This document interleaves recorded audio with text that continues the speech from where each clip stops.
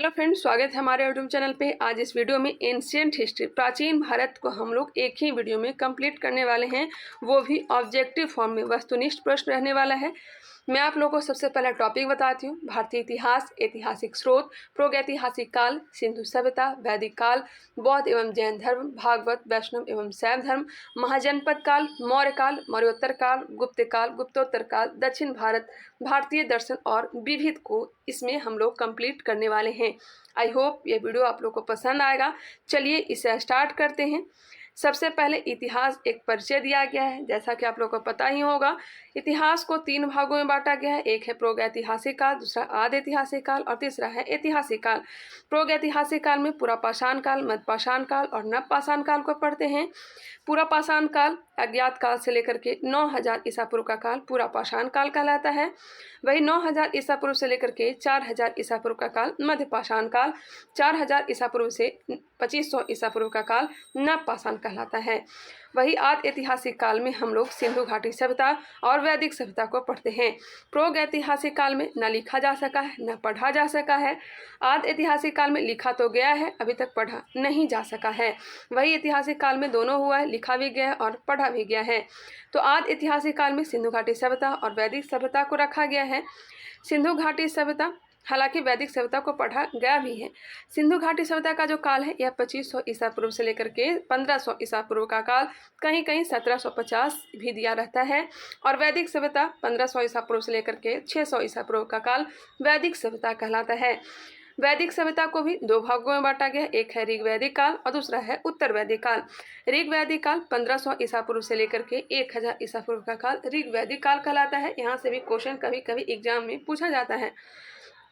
और दूसरा है उत्तर वैदिक काल, तो 1000 ईसा पूर्व से लेकर के 600 ईसा पूर्व का काल उत्तर वैदिक काल कहलाता है। अब ऐतिहासिक काल को भी 4 भागों में बांटा गया, 3 भागों में बांटा गया है। एक है प्राचीन भारत और मध्यकालीन भारत और तीसरा है आधुनिक भारत। और अलग से हम लोग आधुनिक विश्व को भी पढ़ते हैं। प्राचीन भारत 600 ईसा पूर्व से लेकर के 712 ईस्वी, 600 ईसा पूर्व से लेकर के 712 ईस्वी के काल को प्राचीन भारत में रखा गया है। 712 ईस्वी में मोहम्मद बिन कासिम का जब आक्रमण हुआ गया था और 1707 ईस्वी में औरंगजेब की मृत्यु, यहाँ तक का जो काल है यह मध्यकालीन भारत में रखा गया है। 1707 से लेकर के 1964 ईस्वी का काल आधुनिक भारत में, और आधुनिक विश्व को 14वीं शताब्दी से 1950 ईस्वी में हम लोग पढ़ते हैं। प्राचीन भारत में क्या क्या पढ़ने वाले हैं, जैसा कि अभी हमने टॉपिक बताया है वही सब दिया गया है। वही सब टॉपिक दिया गया आधुनिक भारत का, जो हम लोग आगे देखने वाले हैं। चलिए इसे स्टार्ट करते हैं प्राचीन भारत से। प्राचीन भारतीय इतिहास के बारे में, भारतीय इतिहास के बारे में कुछ डिटेल दिया गया, देखना चाहे तो देख सकते हैं। किसी व्यक्ति, समाज अथवा देश से संबंधित महत्वपूर्ण, विशिष्ट व सार्वजनिक क्षेत्र की घटनाओं, तथ्यों आदि का कालक्रमिक विवरण इतिहास कहलाता है। इतिहास किसी समाज विशेष की सामाजिक, सांस्कृतिक, राजनीतिक एवं आर्थिक स्थिति तथा इन स्थितियों में समय के साथ साथ होने वाले परिवर्तनों को भी प्रस्तुत करता है। प्राचीन इतिहास के स्रोत क्या क्या हैं वो सब दिया गया है। चलिए हम लोग आगे बढ़ जाते हैं। ये सब अगर देखना चाहें तो वीडियो को पॉज करके देख सकते हैं। अभिलेखों में प्रयुक्त लिपि कौन कौन सा है, तो एक है ब्राह्मी लिपि। अशोक के अधिकतर शिलालेख ब्राह्मी लिपि में है। यह लिपि बाएं से दाईं ओर लिखी जाती थी।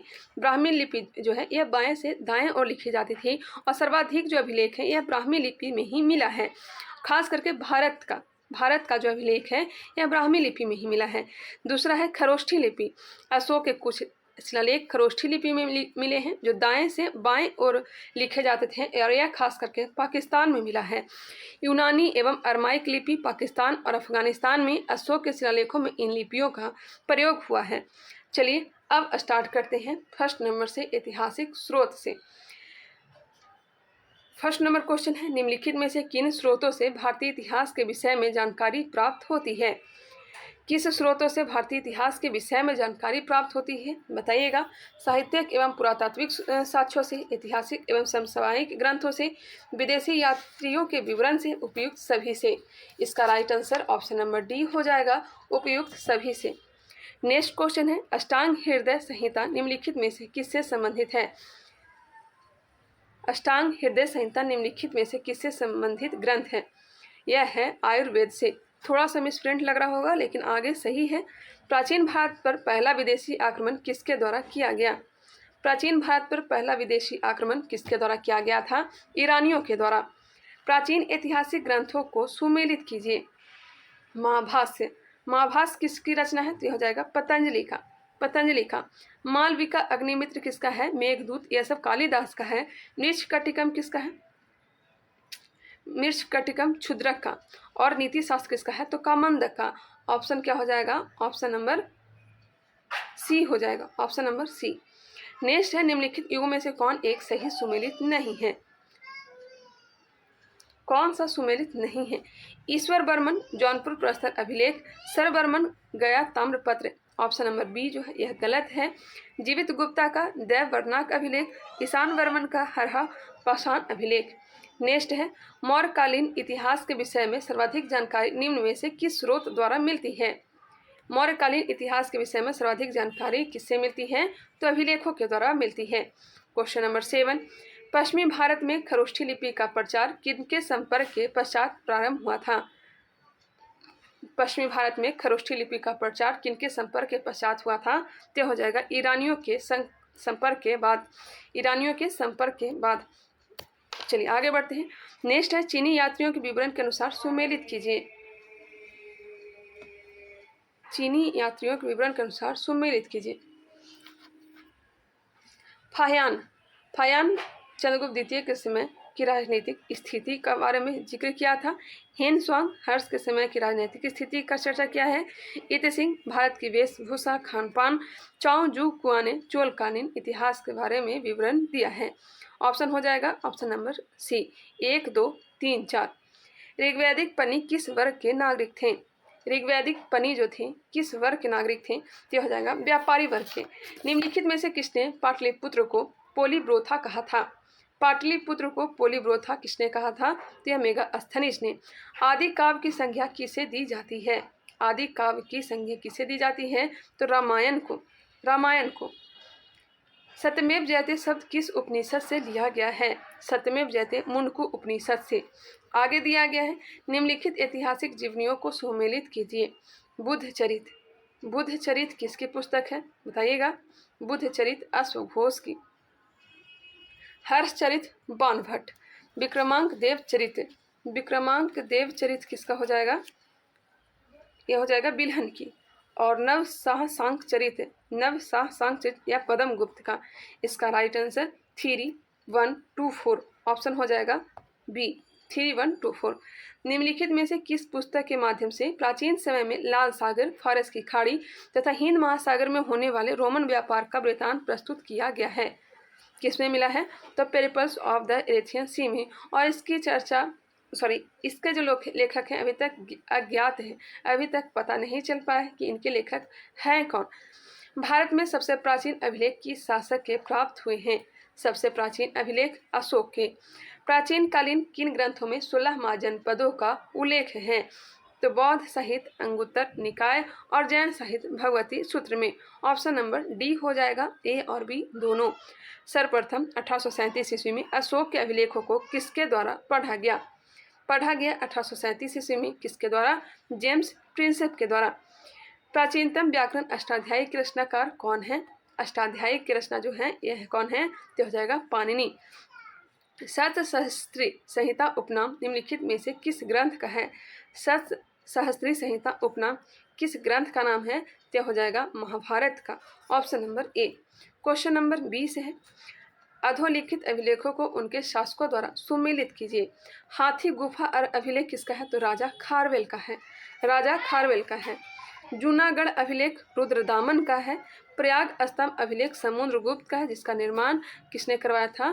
तो हरिसेन ने करवाया था, हरिसेन ने, जो कि समुद्रगुप्त का दरबारी कवि था। ऐहोल अभिलेख पुलकेशिन द्वितीय का है। क्लियर।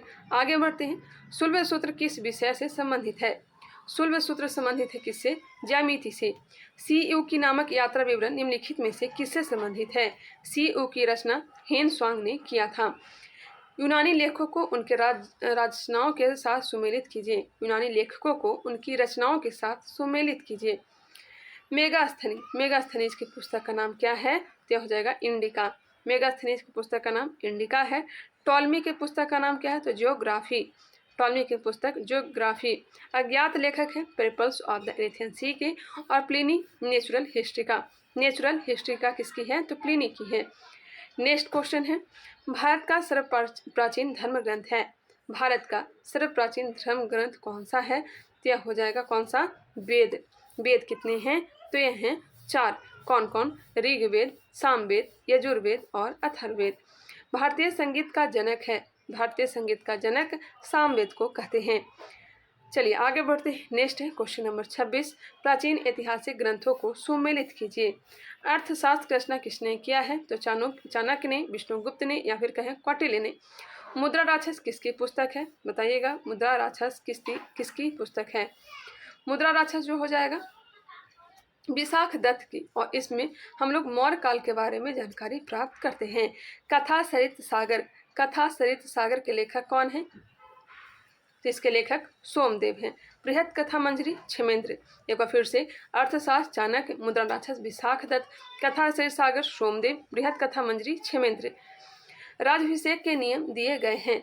राजाभिषेक के नियम किस में दिए गए हैं? तो दिए गए हैं ऐतरेय ब्राह्मण में। ऐतरेय ब्राह्मण में। अशोक के नाम का स्पष्ट उल्लेख अधोलिखित अभिलेखों में से किस में प्राप्त होता है? अशोक के नाम किस में मिलता है? तो मिलता है मास्की अभिलेख, गुर्जरा अभिलेख और नेतुर में। ऑप्शन नंबर हो जाएगा डी, उपयुक्त सभी, मास्की, गुर्जरा और नेतुर। 14वीं सदी ईसा पूर्व का एक अभिलेख जिसमें वैदिक देवताओं का वर्णन है प्राप्त हुआ है। कहाँ से प्राप्त हुआ है? तो बोगजकोई से, बोगजकोई तुर्की से। एशिया माइनर भी कहा जाता है। महावीर के जीवन कृत्यों तथा उन अन्य समकालिकों के साथ उनके संबंधों का विवरण कहाँ मिलता है? महावीर के जीवन कृत्यों तथा अन्य समकालिकों के साथ उनके संबंध का विवरण कहाँ मिलता है? तो भगवती सूत्र में। सूची 1 को सूची 2 के साथ सुमेलित कीजिए। रुद्रदामन, रुद्रदामन का कौन सा अभिलेख? जूनागढ़ अभिलेख। पुलकेशिन द्वितीय का ऐहोल अभिलेख, स्कंद गुप्त का भीतरी अभिलेख और विजयसेन का देवपाड़ा अभिलेख। विजयसेन का देवपाड़ा अभिलेख। क्लियर, आगे बढ़ते हैं। क्वेश्चन है 32, ऋग्वैदिक काल के प्रारंभ में किसे महत्वपूर्ण मूल्यवान संपत्ति समझा जाता था? ऋग्वैदिक काल की बात हो रही है तो मूल्यवान संपत्ति गाय को, इसके लिए अघन्या शब्द का प्रयोग किया गया है। भारतीय पुरातत्व का जनक किसे कहा जाता है? तो पता ही होगा, कनिंघम को, अलेक्जेंडर कनिंघम को। निम्नलिखित में से किसने चिंतामणि भट्ट द्वारा रचित संस्कृत ग्रंथ शुक्ल सप्तति का फारसी में अनुवाद कर उसका नाम तूतीनामा रखा? तूतीनामा किसने रखा? तो ख्वाजा जियाउद्दीन नखस्वी ने, ख्वाजा जियाउद्दीन नखस्वी ने। Option number D. निम्नलिखित युगों में से कौन एक सही सुमेलित नहीं है? महाभिभाषा सूत्र की रचना वसुमित्र ने किया था। मालती माधव अश्वभूति ने किया था। रत्नावली वानभट्ट नहीं, रत्नावली की रचना हर्षवर्धन ने किया था। रत्नावली प्रियदर्शिका, इसकी रचना किसने किया था? तो हर्षवर्धन ने। सूर्य सिद्धांत आर्यभट्ट। ऑप्शन नंबर सी इसका हो जाएगा। निम्नलिखित में से किस स्तूप में आर्यक स्तंभ वाले मंच की विशेषताएं मिलती है? आर्यक स्तंभ वाले मंच की विशेषताएं किसमें मिलती है? तो हो जाएगा अमरावती। अब यहाँ पे प्रमुख अभिलेख और उनसे संबंधित शासक दिया गया है। हाथी गुफा अभिलेख कलिंग नरेश खारवेल का है। ऐहोल अभिलेख पुलकेशिन द्वितीय का है। नासिक अभिलेख गौतमी बलसिरी का है। जूनागढ़ अभिलेख रुद्रदामन ने निर्माण करवाया था। प्रयाग स्तंभ अभिलेख समुद्रगुप्त। मदसौर अभिलेख मालवा नरेश यशोवर्मन। ग्वालियर अभिलेख प्रतिहार नरेश भोज का है। देवपाड़ा अभिलेख बंगाल शासक विजयसेन का है। भीतरी व जूनागढ़ अभिलेख स्कंद गुप्त का है। भारत का उल्लेख सर्वप्रथम हाथी गुफा अभिलेख में मिलता है। भारत शब्द का उल्लेख सर्वप्रथम कहाँ मिलता है? तो हाथी गुफा अभिलेख में, जिसका निर्माण राजा खारवेल ने करवाया था। चलिए अब आगे बढ़ते हैं। नेक्स्ट टॉपिक है प्रागैतिहासिक काल।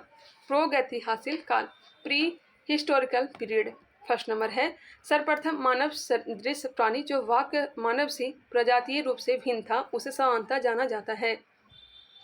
बताइएगा, सर्वप्रथम मानव सदृश प्राणी जो प्राक मानव से प्रजातीय रूप से भिन्न था उसे समानता जाना जाता है। इसे जाना जाता है प्रीथैंकेथ्रोपस के रूप में। प्रीथैंकेथ्रोपस के रूप में। Option number B. प्रागैतिहासिक अन्न उत्पादक स्थल मेहरगढ़ कहाँ अवस्थित है? मेहरगढ़ कहाँ अवस्थित है? सुलेमान और किरथर पहाड़ी के बीच में अवस्थित है और यह कहाँ है? तो पश्चिमी बलूचिस्तान में। अधिक संख्या में दफनाए गए बच्चों के सावधान किस संस्कृति से प्राप्त हुआ है? बच्चों के सावधान सर्वाधिक कहाँ से प्राप्त हुआ है? तो यह प्राप्त हुआ है जोरवे संस्कृति से। जोरवे संस्कृति से बच्चों के सावधान प्राप्त हुए हैं। नेक्स्ट है सुमेलित कीजिए। भीमबेटका। भीमबेटका की गुफाएं कहाँ है? तो यह मध्य प्रदेश में। भीमबेटका कहाँ है? तो मध्य प्रदेश में। कुपागल्लू। कुपागल्लू कर्नाटक में है। अजंता या एलोरा की गुफाएं महाराष्ट्र में हैं। मोरहाना पहाड़ उत्तर प्रदेश में है। एक बार फिर से, भीमबेटका मध्य प्रदेश, कुपागल्लू कर्नाटक, अजंता या एलोरा महाराष्ट्र, मोहना पहाड़ उत्तर प्रदेश। चलिए आगे है। निम्नलिखित में से किस स्थल से मानव कंकाल के साथ कुत्ते का कंकाल भी सावधान से प्राप्त हुआ है? कुत्ते का कंकाल कहाँ से? तो बुर्जहोम से। बुर्जहोम से। नबदा टोली का उत्खनन किसने किया था? तो नबदा टोली कहाँ है? तो यह एमपी में है और इसका उत्खनन एच.डी. सांकलिया ने किया था। Option number C. Question number 7। ताम्रपाषाण काल में महाराष्ट्र के लोग मृतकों को घर में फर्श के नीचे रखकर किस प्रकार दफनाते थे?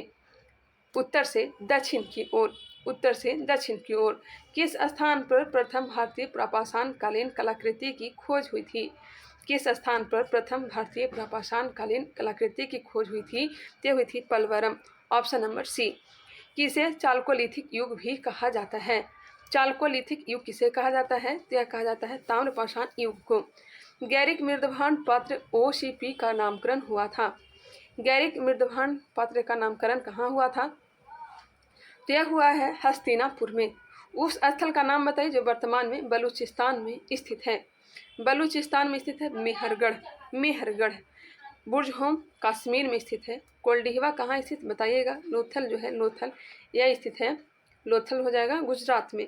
पुरापाषाण कालीन मानव का मुख्य व्यवसाय क्या था? पुरापाषाण कालीन मानव का मुख्य व्यवसाय क्या था? तो इसका व्यवसाय था शिकार करना। निम्नलिखित में से आम्री संस्कृति का उद्भव कहाँ हुआ था? आम्री संस्कृति का उद्भव सिंध में हुआ था। भारतीय पुरातत्व सर्वेक्षण विभाग की स्थापना किसके कार्यकाल में हुई थी? किसके काल में यह हुई थी? Lord Curzon. भारतीय पुरातत्व सर्वेक्षण विभाग की स्थापना किसके काल में हुई थी? लॉर्ड कर्जन के काल में हुई थी। NCERT सार संग्रह हमने करवाया है डिटेल में, वहाँ से भी आप लोग देख सकते हैं वीडियो को। उसके बाद ऑब्जेक्टिव क्वेश्चन को लगा सकते हैं। प्रारंभिक पूर्ण मानव को किस नाम से जाना जाता था? प्रारंभिक पूर्ण मानव को किस नाम से जाना जाता था? तो क्रो मैग्नन के नाम से। क्रो मैग्नन के नाम से। Question number 16। भीमबेटका किसके लिए प्रसिद्ध है? भीमबेटका कहाँ है? तो मध्य प्रदेश में है और यह गुफाओं के शैल चित्र के लिए प्रसिद्ध है। Option number A. भारतीय उपमहाद्वीप में कृषि के प्राचीनतम साक्ष्य प्राप्त हुए हैं। भारतीय उपमहाद्वीप में कृषि के प्राचीनतम साक्ष्य मेहरगढ़ से प्राप्त हुए हैं। भारत में पूर्व प्रस्तर युग के अधिकांश औजार निर्मित थे। भारत में पूर्व प्रस्तर युग के अधिकांश औजार निर्मित थे। यह निर्मित है क्वार्टजाइट पत्थरों से। दक्षिण भारत की बृहद पाषाण समाधियाँ संबंधित है। दक्षिण भारत की बृहद पाषाण समाधियाँ संबंधित है। यह हो जाएगा लौह काल से। निम्नलिखित स्थलों में से कौन सा प्रागैतिहासिक चित्रकला के लिए प्रसिद्ध है? प्रागैतिहासिक चित्रकला के लिए भीमबेटका कहाँ से प्राप्त हुआ है? तो मध्य प्रदेश। 12 में बता रही हूँ। प्रागैतिहासिक काल का कौन सा स्थल ताम्रवती नाम से प्रसिद्ध है? ताम्रवती नाम से प्रसिद्ध कौन सा हो जाएगा? यह हो जाएगा अहाड़। अहाड़। ऑप्शन नंबर सी। पशुपालन का प्राचीनतम साक्ष्य प्राप्त हुआ है। पशुपालन का प्राचीनतम साक्ष्य कहाँ से प्राप्त हुआ है? यह प्राप्त हुआ है बागौर से। बागौर से प्राप्त हुआ है। नेक्स्ट क्वेश्चन है, इंडियन एपिग्राफी के लेखक हैं। इंडियन एपिग्राफी के लेखक कौन है बताइएगा? इसके लेखक हो जाएंगे DC सरकार। DC सरकार। बिल्कुल आराम से चल रहे हैं, साथ साथ आप लोग आंसर दे सकें। नेक्स्ट है, निम्न से किस मध्यपाषाण कालीन प्रस्थल से मृग श्रृंग के छिल्लों के माला निम्न में से किस मध्यपाषाण कालीन प्रस्थल से मृग श्रृंग के छल्लों की माला के प्रमाण मिले हैं? मृग श्रृंग के छल्लों के माला के प्रमाण कहाँ से प्राप्त हुए हैं? तो महदहा से। महदहा से। लगातार बोलने से कभी कभी कन्फ्यूजन होने लगता है, इसके लिए आप लोग माफ़ करिएगा। आगे दिया गया है, राख का टीला निम्नलिखित किस नवपाषाण कालिक स्थल से संबंधित है? राख का टीला कहाँ से प्राप्त हुआ है? तो यह प्राप्त हुआ है बुदिहाल से। राख का टीला संगनकल्लू से प्राप्त हुआ है। ऑप्शन नंबर बी होगा, राख का टीला संगनकल्लू से। Question number 26। निम्नलिखित में से किसे फलक संस्कृति कहा जाता है? फलक संस्कृति किसे कहा जाता है? तो मध्य पुरापाषाण कालीन संस्कृति को। ऑप्शन नंबर सी, मध्य पुरापाषाण काल संस्कृति को। ये जो तीनों है ये कालखंड ये किसे बांटा गया है? तो पाषाण काल को बांटा गया है निम्न पुरापाषाण काल के रूप में। पुरापाषाण काल को 3 भागों में बांटा गया है, निम्न पुरापाषाण, उच्च पुरापाषाण काल और मध्य पुरापाषाण संस्कृति के रूप में। नेक्स्ट है कोपेनहेगन संग्रहालय की सामग्री से किसने पाषाण, कांस्य और लौह युग का त्रियुगीय विभाजन किया था? किसने किया है? तो थॉमसन ने। भीमबेटका की गुफाएं कहाँ स्थित है? तो यह है रायसेन में। भारतीय पुरातत्व सर्वेक्षण निम्नलिखित विभागों मंत्रालयों में से किसका संलग्न कार्यालय है? किसका है? तो हो जाएगा संस्कृति का। Option number A. निम्नलिखित में से किस स्थान से गर्त निवासों का पुरातात्विक साक्ष्य मिलता है? गर्त निवासों का पुरातात्विक साक्ष्य कहाँ से मिलता है? गुफरकराल से। उस स्थल का नाम बताएं जहाँ अस्थायी जीवन के प्रमाण मिले हैं। अस्थायी जीवन का प्रमाण मेहरगढ़ से। निम्नलिखित में से किस भारतीय पुरातत्ववेत्ता ने पहली बार भीमबेटका गुफा को देखा और उसके शैल चित्रों को प्रागैतिहासिक महत्व को खोजा? वी.एस. वाकनकर ने। प्रथम मानव जीवाश्म भारत की किस नदी घाटी से प्राप्त हुआ है? यह प्राप्त हुआ है नर्मदा घाटी से। चलिए अब आगे बढ़ते हैं। नेक्स्ट अध्याय है नेक्स्ट लेसन जो है यह सिंधु सभ्यता है। सिंधु सभ्यता को भी देखते हैं। Indus civilization. Question number 1, Sindhu सभ्यता किस युग से संबंधित है? स्टार्टिंग में ही हमने बताया था सिंधु घाटी की सभ्यता को पढ़ते हैं आदि ऐतिहासिक युग में। ऑप्शन नंबर बी, निम्नलिखित में से कौन सम्मिलित नहीं है? हड़प्पा की खुदाई दयाराम साहनी ने किया था। Lothal SR. Rao, Surkotada JP. Joshi, Dholavira BK. Thapar. Option number D जो है यह गलत है। बी.के. लाल बी.वी. थापड़ किसकी खुदाई की थी? तो कालीबंगा की। मोहनजोदड़ो में सबसे बड़ी इमारत कौन सी है? मोहनजोदड़ो की सबसे बड़ी इमारत अन्नागार है जो कि कहाँ है? मोहनजोदड़ो में ही है। सिंधु घाटी सभ्यता के किस प्रस्थल से नाव के चित्र या मॉडल प्राप्त हुए हैं? नाव के चित्र या मॉडल कहाँ से प्राप्त हुए हैं? तो मोहनजोदड़ो एवं लोथल से। हड़प्पा कालीन स्थल रंगपुर किस राज्य में स्थित है? रंगपुर गुजरात में है, जहाँ से चावल की भूसी का प्रमाण मिला है। मिलान करिए, लोथल से क्या प्राप्त हुआ है बताइएगा। लोथल से गोदीवाड़ा, कालीबंगा जुता हुआ खेत। धौलावीरा से हड़प्पा लिपि के बड़े आकार के 10 चिन्हों वाला शिलालेख और बनावली से पक्की मिट्टी की बनी हुई हल प्राप्त हुआ है। ऑप्शन क्या हो जाएगा? बी हो जाएगा। चलिए आगे है। सिंधु घाटी सभ्यता का कौन सा स्थल वर्तमान में पाकिस्तान में स्थित है? कालीबंगा राजस्थान में है। हड़प्पा जो है माउंट गोमरी जिला पाकिस्तान में है। आलमगीरपुर उत्तर प्रदेश, लोथल गुजरात में है। सिंधु घाटी के लोग किसकी पूजा करते थे? सिंधु घाटी के लोग पशुपति की पूजा करते थे। भारत में चांदी की उपलब्धता के प्राचीनतम साक्ष्य मिलते हैं। चांदी के प्राचीनतम साक्ष्य हड़प्पा संस्कृति में मिलते हैं। सिंधु सभ्यता के लोग किस धातु से अपरिचित थे? उससे परिचय नहीं था तो लोहा से नहीं था। लोथल नामक स्थान निम्नलिखित सभ्यताओं में से किसका पतन नगर था? लोथल नामक स्थान सिंधु घाटी का। Option number A. हड़प्पा के लोग किस वस्तु के उत्पादन में अग्रणी थे? किसके उत्पादन में? क्या हो जाएगा? कपास। भारत का सबसे बड़ा हड़प्पा पूरा स्थल है। भारत का सबसे बड़ा पूछा जा रहा है भारत का, तो राखी बड़ी हो जाता है। अगर पूरा पूछा जाता है, पूरा अगर हड़प्पा काल की बात की जाए तो हो जाता है मोहनजोदड़ो। सिंधु घाटी के लोगों की एक महत्वपूर्ण रचना किसकी मूर्ति थी? सिंधु घाटी के लोगों की एक महत्वपूर्ण रचना किसकी मूर्ति थी? यह हो जाएगा नृत्य करती हुई मूर्ति। कांसे की नर्तकी थी जो कि मोहनजोदड़ो से प्राप्त हुआ था। हड़प्पा में एक उन्नत जल प्रबंधन व्यवस्था का साक्ष्य कहाँ से प्राप्त हुआ है? यह धौलावीरा से।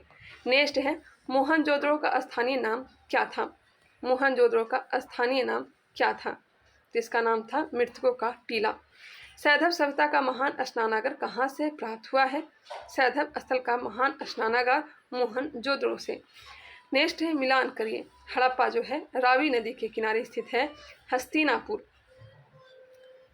एक मिनट, हस्तिनापुर किस नदी के किनारे है? यह हो जाएगा गंगा नदी के किनारे, गंगा नदी के किनारे, और नागार्जुन कोंडा कृष्णा नदी के किनारे, और पैठन गोदावरी नदी के किनारे। एक बार फिर से देखिएगा, हड़प्पा रावी नदी के किनारे, हस्तिनापुर गंगा नदी के किनारे, नागार्जुन कोंडा कृष्णा नदी के किनारे, और पैठन जो है ये गोदावरी नदी के किनारे अवस्थित है। सिंधु घाटी के लोग विश्वास करते थे, सिंधु घाटी के लोग मातृशक्ति में विश्वास करते थे। रंगपुर जहाँ हड़प्पा की समकालीन सभ्यता थी है, रंगपुर यह कहाँ है? यह गुजरात में है, आई मीन सौराष्ट्र में है। ऑप्शन नंबर सी कहाँ है? सौराष्ट्र में है। क्वेश्चन नंबर 21, दधेरी एक प्रवर्ती हड़प्पीय पुरास्थल है। दधेरी कहाँ है यह बताना है। दधेरी जो हो जाएगा ये हो जाएगा पंजाब में। दधेरी कहाँ है? तो पंजाब में है। सिंधु घाटी सभ्यता जानी जाती है अपने नगर नियोजन के लिए जानी जाती है, मोहनजोदड़ो और हड़प्पा के लिए भी जानी जाती है, अपने कृषि संबंधी कार्य के लिए, अपने उद्योग के लिए। इसका जो राइट आंसर होना चाहिए ऑप्शन नंबर डी, उपयुक्त सभी के लिए यह जानी जाती है। नेक्स्ट क्वेश्चन है, निम्नलिखित में से कौन सा सिंधु घाटी सभ्यता से संबंधित स्थल नहीं है? कालीबंगा, रोपड़, लोथल तो है, जबकि पाटलिपुत्र सिंधु घाटी की सभ्यता से संबंधित नहीं है। सिंधु घाटी सभ्यता को आर्यों से पूर्व रखे जाने का महत्वपूर्ण कारक क्या है? तो इसका कारक है मृदभांड। मोहनजोदड़ो एवं हड़प्पा की पुरातात्विक खुदाई के प्रभारी कौन थे? मोहनजोदड़ो एवं हड़प्पा की पुरातात्विक खुदाई के प्रभारी सर जॉन मार्शल थे। सुरतुगुई सिंधु घाटी सभ्यता का किस देश में स्थित है? सुरतुगुई जो है यह सिंधु घाटी सभ्यता का एक क्षेत्र है। यह किस देश में है? यह जो है यह अफगानिस्तान में है।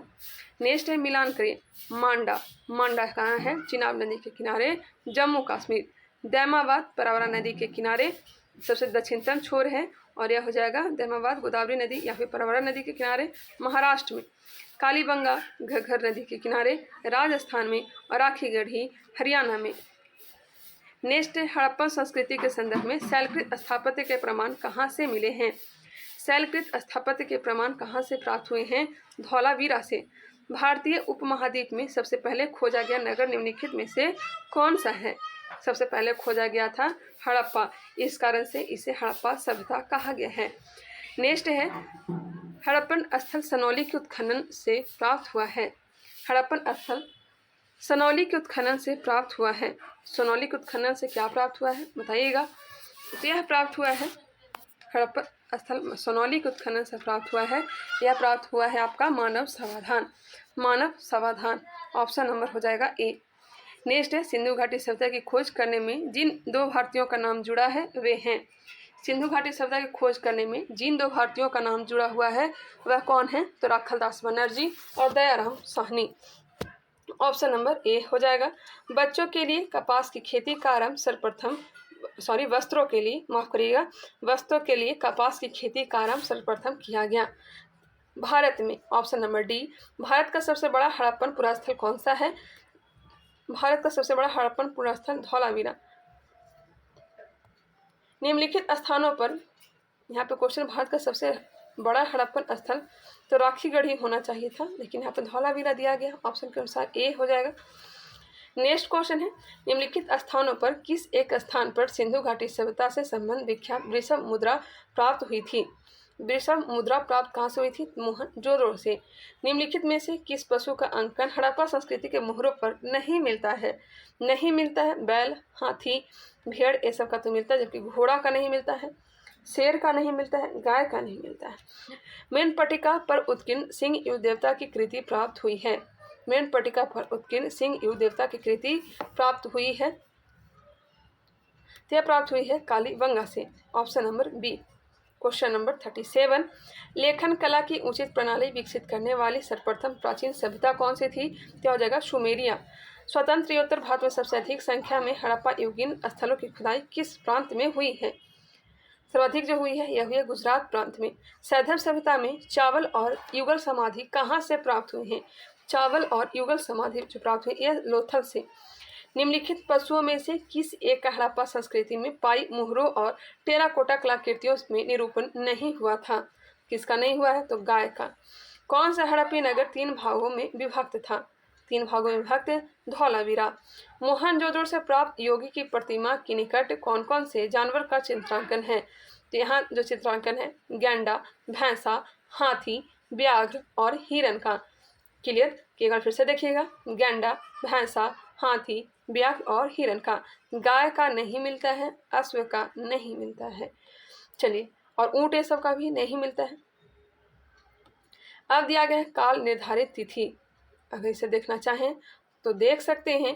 काल को निर्धारण किसने क्या किस तरह से किया था वो दिया गया है। चलिए आगे बढ़ते हैं। नेक्स्ट है लेसन नंबर 4, वैदिक काल, वैदिक period, civilization. First number question है, मिलान करें। अथर्ववेद, अथर्ववेद में किसकी चर्चा की गई है बताइएगा। अथर्ववेद में औषधियों से संबंधित, जादू टोना, ये सब के बारे में।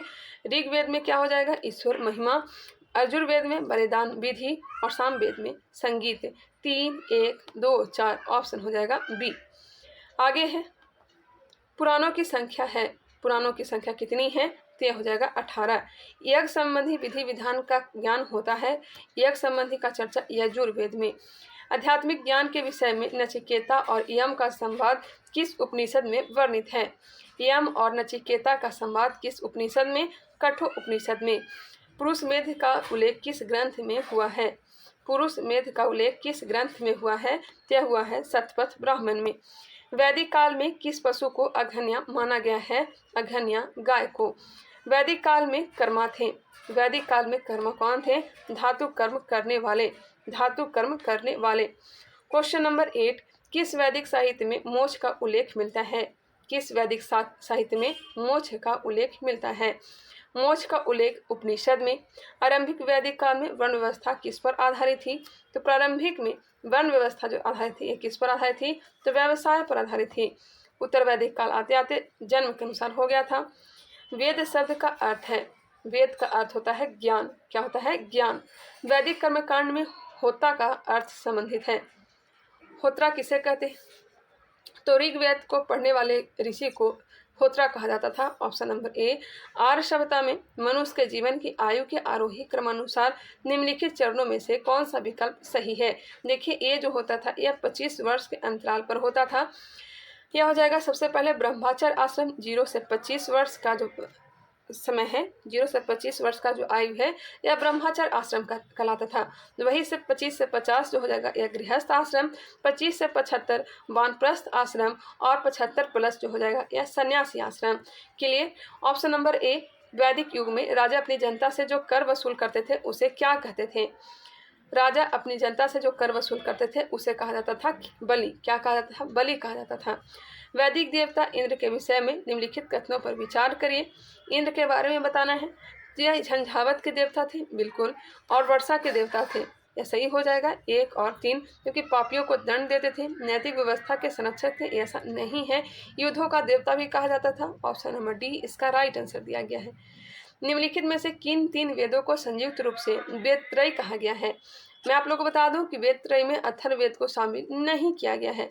अब आपको आंसर मिल ही गया होगा, ऋग्वेद, यजुर्वेद और सामवेद, ऋग्वेद, यजुर्वेद और सामवेद। ऑप्शन नंबर सी हो जाएगा वेदत्रय में शामिल है। वैदिक आर्यों का प्रमुख भोजन क्या था, तो वैदिक आर्यों का प्रमुख भोजन क्या हो जाएगा, तो इसका प्रमुख भोजन चावल और दाल थे।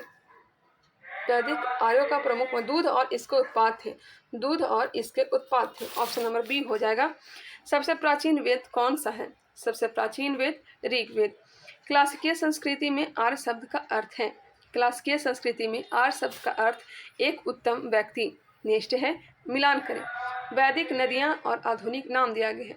कुभा काबुल का नाम है, परुष्णी रावी नदी का, सदानेरा गंडक नदी का, शत्रुदी सतलज नदी का, बिपाशा ब्यास नदी का। एक बार फिर से देखिएगा, कुंभा काबुल, परुष्णी रावी, सदानेरा गंडक, शत्रुदी सतलज, बिपाशा ब्यास हो जाएगा, बितस्ता झेलम। अवेस्ता और ऋग्वेद में समानता है, अवेस्ता किस क्षेत्र से संबंधित है, अवेस्ता और ऋग्वेद में समानता, अवेस्ता किस क्षेत्र से संबंधित है, तो ईरान से संबंधित है। ऑप्शन नंबर बी हो जाएगा ईरान। किस वैदिक ग्रंथ में वर्ण शब्द का सर्वप्रथम नामोल्लेख मिलता है, वैदिक ग्रंथ में वर्ण शब्द का किसमें मिलता है, तो ऋग्वेद में। Option number A. Question number 22, वैदिक नदी अस्किनी की पहचान। अस्किनी, अस्किनी किसका नाम है, तो यह चिनाब नदी का नाम है। अस्किनी किसका नाम है, तो यह चिनाब नदी का नाम है। नेक्स्ट क्वेश्चन है बितस्ता झेलम नदी का, बिपाशा ब्यास नदी का, परुष्णी किसका नाम है, रावी नदी का। मिलान करिए।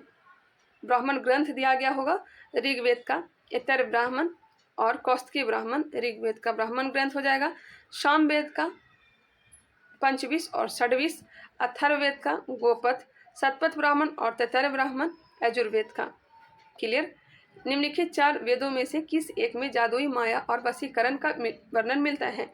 जादुई माया और वशीकरण अथर्ववेद, जादू टोना सब संबंधित है अथर्ववेद से ही। निम्नलिखित वैदिक देवताओं में से किसे उनको पुरोहित माना जाता था? निम्नलिखित वैदिक देवताओं में से किसे उनका पुरोहित माना जाता था? पुरोहित माना जाता था बृहस्पति। ऋग्वैदिक काल में निष्क किस अंग का आभूषण था? निष्क सोने का आभूषण गले का होता था। निम्नलिखित में से कौन सा अभिलेख ईरान से भारत में आर्यों के आने की सूचना देता है? आर्यों के आने की सूचना कौन देता है? बोगस कोई। शतपथ ब्राह्मण में उल्लेखित राजा विदेह माधव से संबंधित ऋषि कौन थे?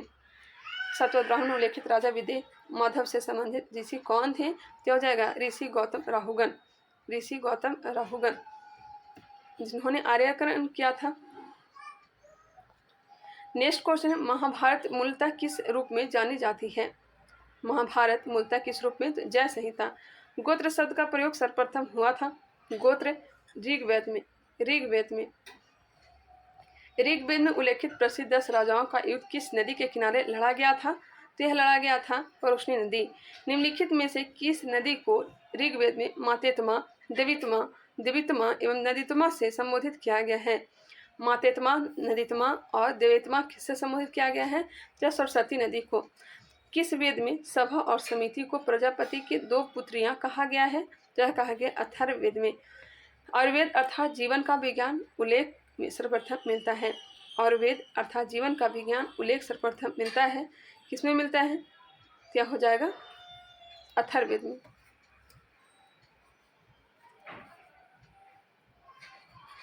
आयुर्वेद अर्थात जीवन का विज्ञान उल्लेख मिलता है अथर्ववेद में, सही है। नेक्स्ट है वेद, ब्राह्मण ग्रंथ, सूक्त और उपनिषद दिया गया है। आरण्यक, अधेय और उपवेद दिए गए हैं। देखते हैं। ऋग्वेद के ब्राह्मण ग्रंथ कौस्तुकी और ऐतरेय है। यजुर्वेद का ब्राह्मण ग्रंथ तैतरेय और शतपथ ब्राह्मण। सामवेद का पंचविश, षड्विश ऐसा होता है, इसे तांडव ब्राह्मण भी कहा जाता है, तांडव ब्राह्मण भी कहते हैं पंचविश को। अथर्ववेद का ब्राह्मण ग्रंथ गोपथ है। ऋग्वेद में 1028 सूक्त हैं, सामवेद में 1875 मंत्र हैं और अथर्ववेद में 6000 मंत्र हैं। ऋग्वेद के उपनिषद का नाम है कौस्तुकी और ऐतरेय। कठोपनिषद, श्वेताश्वर, ईश, वेदारण्यक, मैत्रेयन और तैतरेय किसका हो जाएगा? यजुर्वेद का। जैमिनीय और छंदोग सामवेद का। मांडुक्य, प्रश्न और मुंडक किसका? अथर्ववेद का। आगे है, ऋग्वेद के ज्ञाता को होत्रा कहा जाता है, यजुर्वेद के ज्ञाता को अध्वर्यु कहा जाता है, सामवेद के ज्ञाता को उद्गाता और अथर्ववेद के ज्ञाता को ब्रह्मा कहा जाता है। ऋग्वेद के उपवेद का नाम है आयुर्वेद, इसके प्रवर्तक कौन है? तो धन्वंतरी। और यजुर्वेद के उपवेद का नाम है धनुर्वेद और इसके जो प्रवर्तक है यह विश्वामित्र हैं। और गंधर्ववेद सामवेद का हो जाएगा, प्रवर्तक नारद। और उपवेद अथर्ववेद का शिल्पवेद हो जाएगा, इसके प्रवर्तक विश्वकर्मा हैं। एक बार देख लीजिएगा। चलिए आगे बढ़ते हैं। ऋग्वेद की रचना की तिथि दिया गया है। जैकोबी ने बताया है कि 4500 से लेकर 2500 ईसा पूर्व। मैक्स मुलर ने कहा कि 1200 से लेकर के 1000 ईसा पूर्व। तिलक ने कहा 6000 ईसा पूर्व। और मान्य तिथि जो माना जाता है 1500 ईसा पूर्व से लेकर के 1000 ईसा पूर्व। और विंटर निश्चय जो है 2500 से लेकर के 2000 ईसा पूर्व। लेकिन अनुमानित जो तिथि है, मान तिथि जो है यह 1500 से लेकर के 1000 ईसा पूर्व है। चलिए अब नेक्स्ट टॉपिक है बौद्ध एवं जैन धर्म। यहाँ पे वो थोड़ा सा मिसप्रिंट हो चुका है, फोटो लेने में थोड़ा हो ही जाता है। महात्मा बुद्ध का जन्म एवं निर्वाण किस दिन हुआ था? ज्ञान की प्राप्ति ये सब कहाँ किस दिन हुआ था? तो वैशाख पूर्णिमा के दिन। महात्मा बुद्ध किस वंश से संबंधित थे? क्वेश्चन को सुनिएगा, अगर नहीं दिख रहा हो तो। महात्मा बुद्ध किस वंश से संबंधित थे? तो यह हो जाएगा शाक्य वंश से। भगवान महावीर का प्रथम शिष्य कौन था? महावीर का शिष्य प्रथम जमाली इन्हीं का दामाद था। अष्टांगिक मार्ग की संकल्पना अंग है। अष्टांगिक मार्ग की संकल्पना अंग है धर्मचक्र प्रवर्तन की सूत्र विषय वस्तु की। अष्टांगिक मार्ग की संकल्पना अंग है धर्मचक्र प्रवर्तन सूत्र की विषय वस्तु का। त्रिपिटक क्या है? त्रिपिटक बौद्ध साहित्य है। अलार कलाम कौन थे? अलार कलाम कौन थे? अलार कलाम बुद्ध के गुरु थे। जैन धर्म का आधारभूत नैतिक मूल्य क्या है? जैन धर्म का आधारभूत नैतिक मूल्य क्या है? तो यह हो जाएगा अहिंसा। अहिंसा। निम्नलिखित में से किसे एशिया का ज्योतिपुंज कहा जाता है?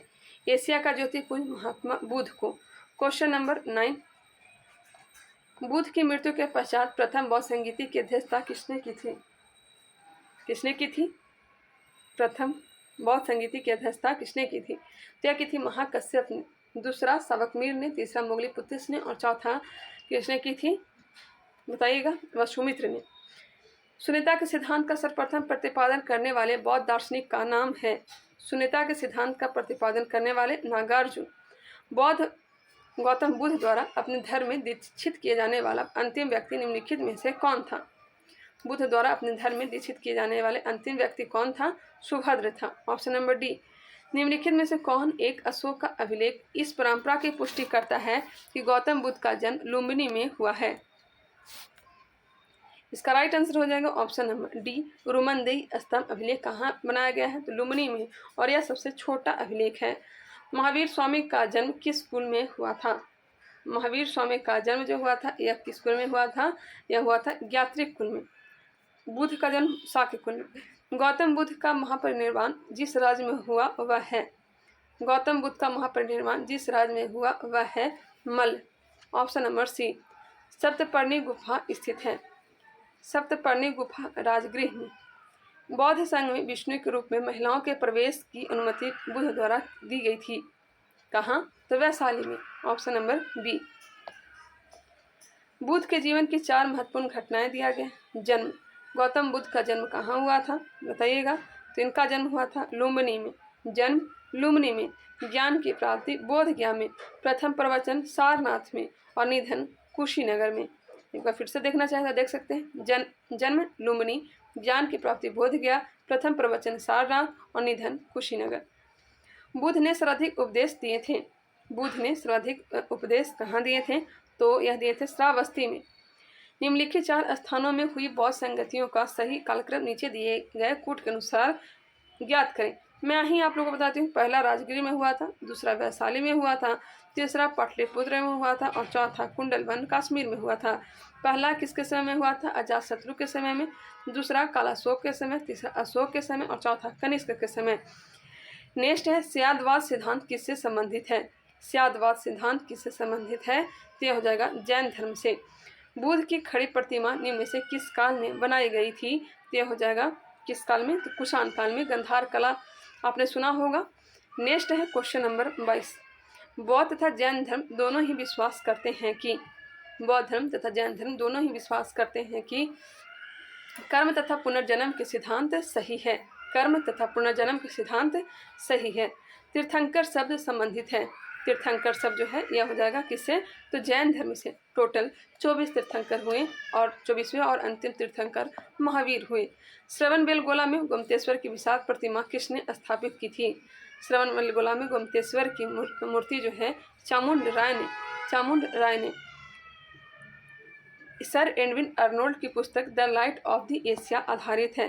सर एडविन अर्नोल्ड की पुस्तक the light of the Asia आधारित है। यह आधारित है ललित विस्तार पर। नेक्स्ट क्वेश्चन है, मिलान करिए। आचार्य और सिद्धांत दिया गया है, मिलाइएगा। लकुलिस की सिद्धांत पाशुपत सिद्धांत। लकुलिस पाशुपत सिद्धांत दिया था। और फिर नागार्जुन कौन सा सिद्धांत दिया था? यह शून्यवाद। भद्रबाहु जैन धर्म से संबंधित है और गोसाल आजीवक से संबंधित है। गोसाल आजीवक। लकुलिस पाशुपत, नागार्जुन शून्यवाद, भद्रबाहु जैन, गोसाल आजीवक। चलिए नेक्स्ट क्वेश्चन है, श्वेतांबर और दिगंबर में जैन धर्म पहले ही बौद्ध संगति में बट गया था। भद्रबाहु जो थे यह दिगंबर संप्रदाय के संस्थापक थे और स्थूलबाहु श्वेतांबर संप्रदाय के संस्थापक थे। यहाँ पे बौद्ध संगतियाँ दिया गया है। ये सब तो मैंने बता ही दिया है। अब ये डेट याद रखिएगा, 483 ईसा पूर्व में पहली बौद्ध संधि थी, दूसरा 383 ईसा पूर्व, तीसरा 250 या कहीं कहीं 255 भी दिया रहता है, और चौथा बौद्ध संधि थी 98 ईस्वी में हुआ था। बाकी ये सब पहले ही ऑलरेडी मैंने बता दिया है। प्रमुख जैन संगीतियाँ दिया गया, इसे आप लोग देख लीजिए। प्रथम जैन संगीति पाटलिपुत्र बिहार में हुआ था, अध्यक्षता स्थूलभद्र ने किया था। नेक्स्ट है कब हुआ था, 300 से लेकर के 298 ईसा पूर्व। और द्वितीय संगीति वल्लभी गुजरात में देवाधि क्षमा श्रवण ने इस समिति की अध्यक्षता किया था। कब हुआ था, 512 ईस्वी में। चलिए अब नेक्स्ट टॉपिक देखने को मिलेगा, अध्याय नंबर 6। अध्याय बोलने पर अच्छा लगता है जैसे कि संस्कृत का श्लोक मैं पढ़ रही हूँ। चलिए इसे भी स्टार्ट करते हैं। भागवत, वैष्णव एवं शैव धर्म को देखते हैं। फर्स्ट नंबर क्वेश्चन है, वामन पुराण में शैव संप्रदायों की संख्या 5 बताई गई है, निम्न में से कौन सा संप्रदाय प्राचीन है। वामन पुराण में शैव संप्रदायों की संख्या 5 बताई गई है, निम्न में से कौन सा संप्रदाय प्राचीन है। मैं आप लोग को बता दूं कि ये जो मैं करवा रही हूँ प्रैक्टिस सेट, यह मैं तीसरा बार करवा रही हूँ और बहुत सारे क्वेश्चन मुझे मुंहजबानी ही याद हो चुके हैं। बताइएगा, वामन पुराण में शैव संप्रदायों की संख्या 5 बताई गई है, निम्न में से कौन सा संप्रदाय प्राचीन है। इसलिए मेरा कहने का मतलब है कि 2-4 बार आप लोग वीडियो को देखा करिए, सुना करिए या फिर पढ़ा करिए। अगर आपके पास बुक है तो याद आप लोग को हो जाएगा, जिस तरह से मुझे भी अधिकांश क्वेश्चन याद हो चुका है। नेक्स्ट क्वेश्चन है, सर्वप्रथम किस उपनिषद में देव की पुत्र एवं अगिरंश के शिष्य के रूप में कृष्ण का उल्लेख मिलता है। किसमें मिलता है, तो मिलता है छंदोग उपनिषद। लिंग पूजा का पहला स्पष्ट प्रमाण कहाँ से मिलता है। लिंग पूजन का पहला स्पष्ट प्रमाण कहाँ से मिलता है, मत्स्य पुराण से। सबसे पुराना पुराण मत्स्य पुराण है। अवतारवाद का प्रथम उल्लेख निम्न में से कहाँ मिलता है। अवतारवाद का प्रथम उल्लेख कहाँ मिलता है, भगवत गीता में। कृष्ण का प्रारंभिक नाम वासुदेव किस समय प्रचलन में आया। कृष्ण का प्रारंभिक नाम वासुदेव किस समय प्रचलन में आया, तो पाणिनि काल में। नेक्स्ट है, वैष्णव धर्म के प्रवर्तक कृष्ण निम्न में से किससे संबंधित थे। कृष्ण किससे संबंधित हो जाएंगे, तो यादव वंशी नहीं होगा, वंशी पूछा जाए वृष्णिवंशी हो जाएगा। किस विदेशी दूत को अपने को भागवत घोषित किया, अपने आप को भागवत घोषित हेलियोडोरस ने किया था। यहाँ बौद्ध धर्म की शिक्षा लेने आया था, लेकिन इसने भागवत धर्म की शिक्षा ग्रहण कर ली। निम्नलिखित में से कौन सा प्राचीन भारत में शैव संप्रदाय था। प्राचीन भारत में शैव संप्रदाय कौन सा था, तो मत मयूर, ऑप्शन नंबर बी। निम्नलिखित में से कौन अलवार संत नहीं था। अलवार संत पोगई पुडम तिरुमंगई यह सब अलवार संत थे, जबकि तिरुज्ञान अलवार संत नहीं था। Option number C. मैं भी आराम से चल रही हूँ क्योंकि आप लोग को भी याद हो सके और मुझे भी क्वेश्चन का आंसर भी याद हो सके। अर्धनारीश्वर मूर्ति में आधा शिव तथा आधा पार्वती प्रतीक हैं। अर्धनारीश्वर मूर्ति में आधा शिव तथा आधा पार्वती प्रतीक किसके हैं, तो देव और उसकी शक्ति का योग के। ऑप्शन नंबर सी। नैनार कौन थे। नैनार शैव धर्मानुयायी थे। नैनार और एक और थे, अलवार एक और नैनार, ऐसा ही कुछ नाम था। वो वैष्णव धर्मानुयायी थे। अलवार जो थे वैष्णव और नैनार शैव। भागवत धर्म के प्रवर्तक कौन थे। भागवत धर्म के प्रवर्तक कृष्ण थे। प्राचीन भारत की विश्वोत्पत्ति विषयक धारणाओं के अनुसार 4 युगों के चक्र का क्रम इस प्रकार है। 4 युगों के चक्र का क्रम इस प्रकार दिया गया है, कृत, त्रेता, द्वापर और कली। कली आने वाला है, कलयुग चल रहा है, द्वापर काल, त्रेता काल और कृत काल। Option number C. Next question है, त्रेता, द्वापर और कली याद रखिएगा। व्यस्तनगर अभिलेख का हेलियोडोरस कहाँ का निवासी था। व्यस्तनगर अभिलेख का हेलियोडोरस कहाँ का निवासी था, तक्षशिला का। भागवत धर्म तथा वासुदेव की पूजा का सर्वप्रथम उल्लेख मिलता है, कहाँ मिलता है, तो पाणिनि की अष्टाध्यायी में। यूनानी देवता हेराक्लीज को समीकृत किया जाता है। यूनानी देवता हेराक्लीज को समीकृत किया जाता है, तो हो जाएगा वासुदेव कृष्ण से। अब नेक्स्ट टॉपिक है, नेक्स्ट अध्याय है अध्याय नंबर 7। अध्याय 6 हमने कंप्लीट कर लिया, अध्याय 6 तक। अब हम लोग महाजनपद काल को देखने वाले हैं, महाजनपद पीरियड को देखने वाले हैं। चलिए इसे भी स्टार्ट करते हैं, बिल्कुल प्यार से देखेंगे और हम लोग याद करते चलेंगे। निम्नलिखित में से किस बौद्ध ग्रंथ में 16 महाजनपदों का उल्लेख किया गया है, कहाँ मिलता है। 16 महाजनपद अंगुत्तर निकाय, बौद्ध साहित्य अंगुत्तर निकाय और जैन साहित्य किसमें? अंगुत्तर निकाय और बौद्ध सहित अंगुत्तर निकाय और जैन सहित, मैं नाम भूल रही हूँ, चलिए याद आएगा, मैं पिछली बार बता ही भी थी, अभी दिमाग से निकल गया। प्रथम मगध साम्राज्य का उत्कर्ष किस शताब्दी में हुआ था? जैन सहित भगवती सूत्र, देखिए याद आ गया, भगवती सूत्र में वहाँ जनपद के बारे में चर्चा मिलता है। प्रथम मगध साम्राज्य का उत्कर्ष किस शताब्दी में हुआ था? ईसा पूर्व 6ठी शताब्दी। महाभारत के अनुसार उत्तरी पांचाल की राजधानी स्थित थी। उत्तरी पांचाल की राजधानी कहाँ थी? अहिच्छंद्र। विश्व का पहला गणतंत्र वैशाली में किसके द्वारा स्थापित किया गया था? विश्व का पहला गणतंत्र वैशाली में किसके द्वारा स्थापित किया गया था? लिच्छवी के द्वारा। मगध की राजधानी कौन सी थी? प्रारंभिक राजधानी अगर पूछा जाता तो ग्रीवराज हो जाता, हालांकि वैशाली भी रह चुकी है और पाटलिपुत्र भी रहा है। चिंदी वंश का राजा खारवेल किस क्षेत्र से संबंधित था? चिंदी वंश का राजा खारवेल किस क्षेत्र से संबंधित था? यह संबंधित था कलिंग वंश से, कलिंग क्षेत्र से। मगध के किस प्रारंभिक शासक ने राजारोहण के लिए अपने पिता की हत्या की एवं स्वयं इसी कारणवश अपने पुत्र के द्वारा मारा गया? तो हर्यक वंश का शासक था अजातशत्रु, जिसे कुनिक भी कहा जाता है। मगध का कौन सा सम्राट जो अप्रोप परशुराम के नाम से जाना जाता है? अप्रोप परशुराम के रूप में जाना जाता है। कौन जाना जाता है? यह जाना जाता है Mahapadmananda. Option number D, Parshuram ji को विष्णु जी का अवतार माना जाता है। क्वेश्चन नंबर 9, शिशुनाग वंश का वह शासक जिसके शासनकाल में वैशाली में द्वितीय वौ संगीति का आयोजन किया गया था? द्वितीय वौ संगीति का आयोजन कालाशोक। गोदावरी नदी के तट पर स्थित महाजनपद कौन सा था? गोदावरी नदी के तट पर अस्मक का राजधानी पोटला। पाटलिपुत्र के संस्थापक कौन थे? उदयन था। निम्नलिखित में से कौन सिकंदर के साथ भारत में नहीं आया था? निर्याकस, आर्नेसिक्रेटस, अरिस्टोबुलस आया था, जबकि डाइमेकस नहीं आया था। उज्जैन का प्राचीनतम नाम अवंती। मिलान करिए। चंद्रप्रद्योत किससे संबंधित हो जाएगा? चंद्रप्रद्योत, अवंती। उदयन किससे संबंधित बताइएगा? बत्से से। प्रसेनजित, वो उदय नहीं है, उदयन एक था हर्यक वंश में, वो उदयन की बात नहीं हो रहा है। प्रसेनजित कौशल से। अजातशत्रु मगध से। पाटलिपुत्र को किस शासक ने सर्वप्रथम अपनी राजधानी बनाया? पाटलिपुत्र को किस शासक ने सर्वप्रथम अपनी राजधानी बनाया? तो यह बनाया था चंद्रगुप्त मौर्य ने, हालांकि उदय ने भी राजधानी इसे बनाया था। निम्नलिखित में से मगध का कौन सा राजा सिकंदर महान के समकालीन था? सिकंदर महान के समकालीन घनानंद था। 6ठी शताब्दी ईसा पूर्व मगध में किसका विशाल भंडार था?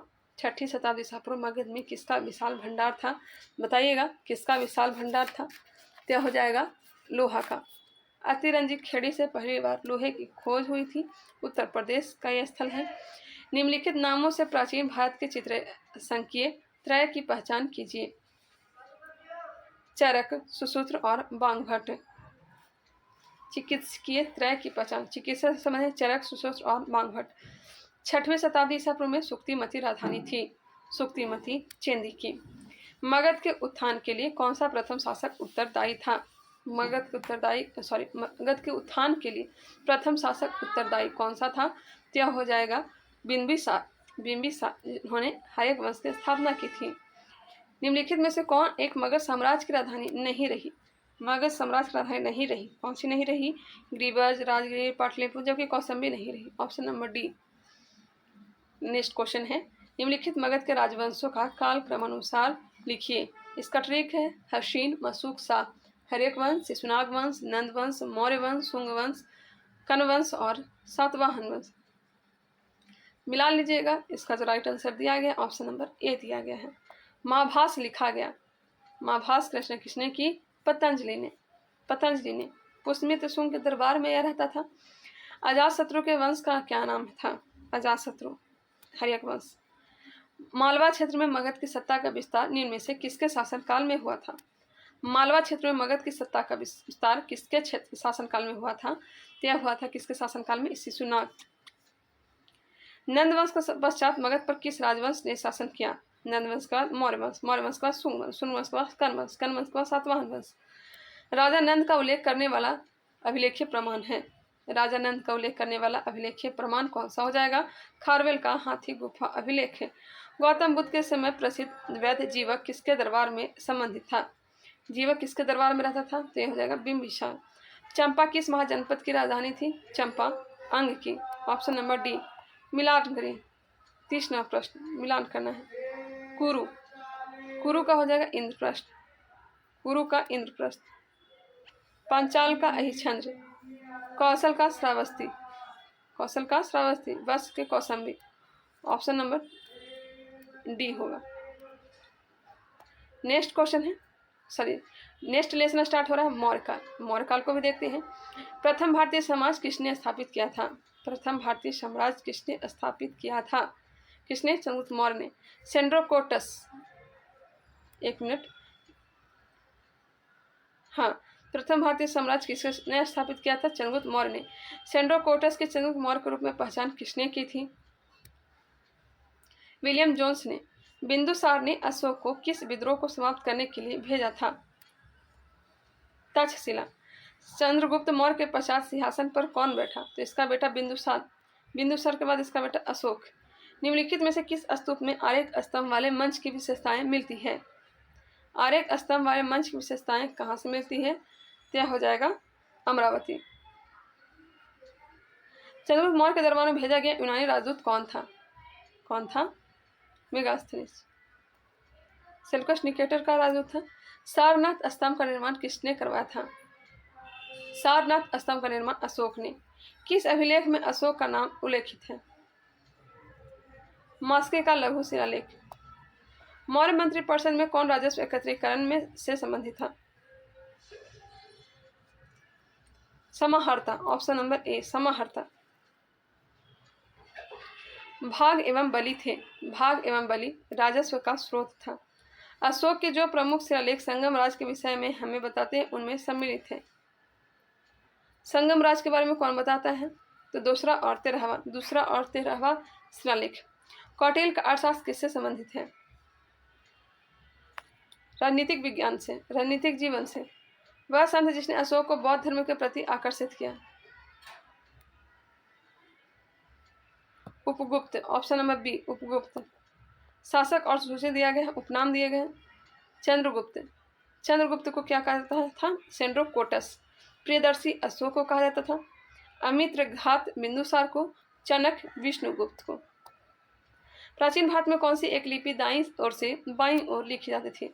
दाईं से बाईं ओर खरोष्ठी लिपि, बाईं से दाईं ओर ब्राह्मी लिपि। पाकिस्तान में खरोष्ठी लिपि मिली है। पाटलिपुत्र में स्थित चंद्रगुप्त का महल मुख्यतः बना था। पाटलिपुत्र में स्थित चंद्रगुप्त मौर्य का महल किसका बना था? तो लकड़ी का। ऑप्शन नंबर सी। कुम्भरार से अभी भी प्राप्त होता है कुछ साक्ष्य। टॉलमी द्वितीय फिलाडेल्फस जिसके साथ अशोक के राजनयिक संबंध है, कहाँ का शासक था? कहाँ का शासक था? तो यह हो जाएगा मिस्र का। निम्नलिखित में से कौन सा अशोककालीन अभिलेख खरोष्ठी लिपि में है? शहबाजगढ़ी और मानसेहरा दोनों पाकिस्तान में है। सर एक गुना द्विभाषी अभिलेख है जो कि अफगानिस्तान में है। किसके शासनकाल में डायमेकस भारत आया था? डायमेकस बिंदुसार। अशोक ने बौद्ध होते हुए भी हिंदू धर्म में आस्था नहीं छोड़ी, इसका प्रमाण है। पशु चिकित्सालय खोले। Option number D. नहीं, यह नहीं होना चाहिए। देवनाम प्रिय की उपाधि, देवनाम प्रिय की उपाधि। ऑप्शन नंबर सी इसका ज़्यादा राइट आंसर लग रहा है। निम्नलिखित में से अशोक का कौन सा शिलालेख धार्मिक संश्लेषण के बारे में कहता है? धार्मिक संश्लेषण के बारे में कौन सा अभिलेख? क्या हो जाएगा? 12वां शिलालेख। निम्नलिखित में से किस दक्षिणी राज का उल्लेख अशोक के अभिलेखों में नहीं है? चोल, पांड, सत्यपु, Satavahana. Option number D Satavahana. Gujarra लघु शिलालेख जिसमें अशोक का नामोल्लेख किया गया है वह कहाँ स्थित है? मध्य प्रदेश के दातिया जिले में। Option number B. निम्नलिखित प्राचीन भारतीय अभिलेखों में से कौन सा एक खाद्यान्न को क्षेत्र में संकट काल में उपयोग हेतु सुरक्षित रखने के बारे में प्राचीनतम शाही आदेश है? साहूगौर ताम्रपत्र। Option number A. वह स्थान जहाँ प्राक अशोक ब्राह्मी लिपि का पता चलता है।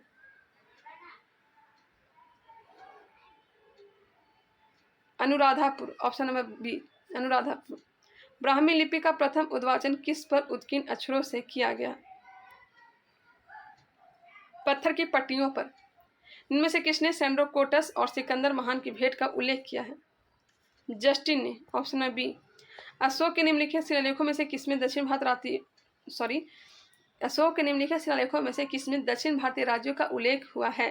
तो द्वितीय मुख्य शिलालेख और तृतीय 13वां शिलालेख, दूसरा और 13वां।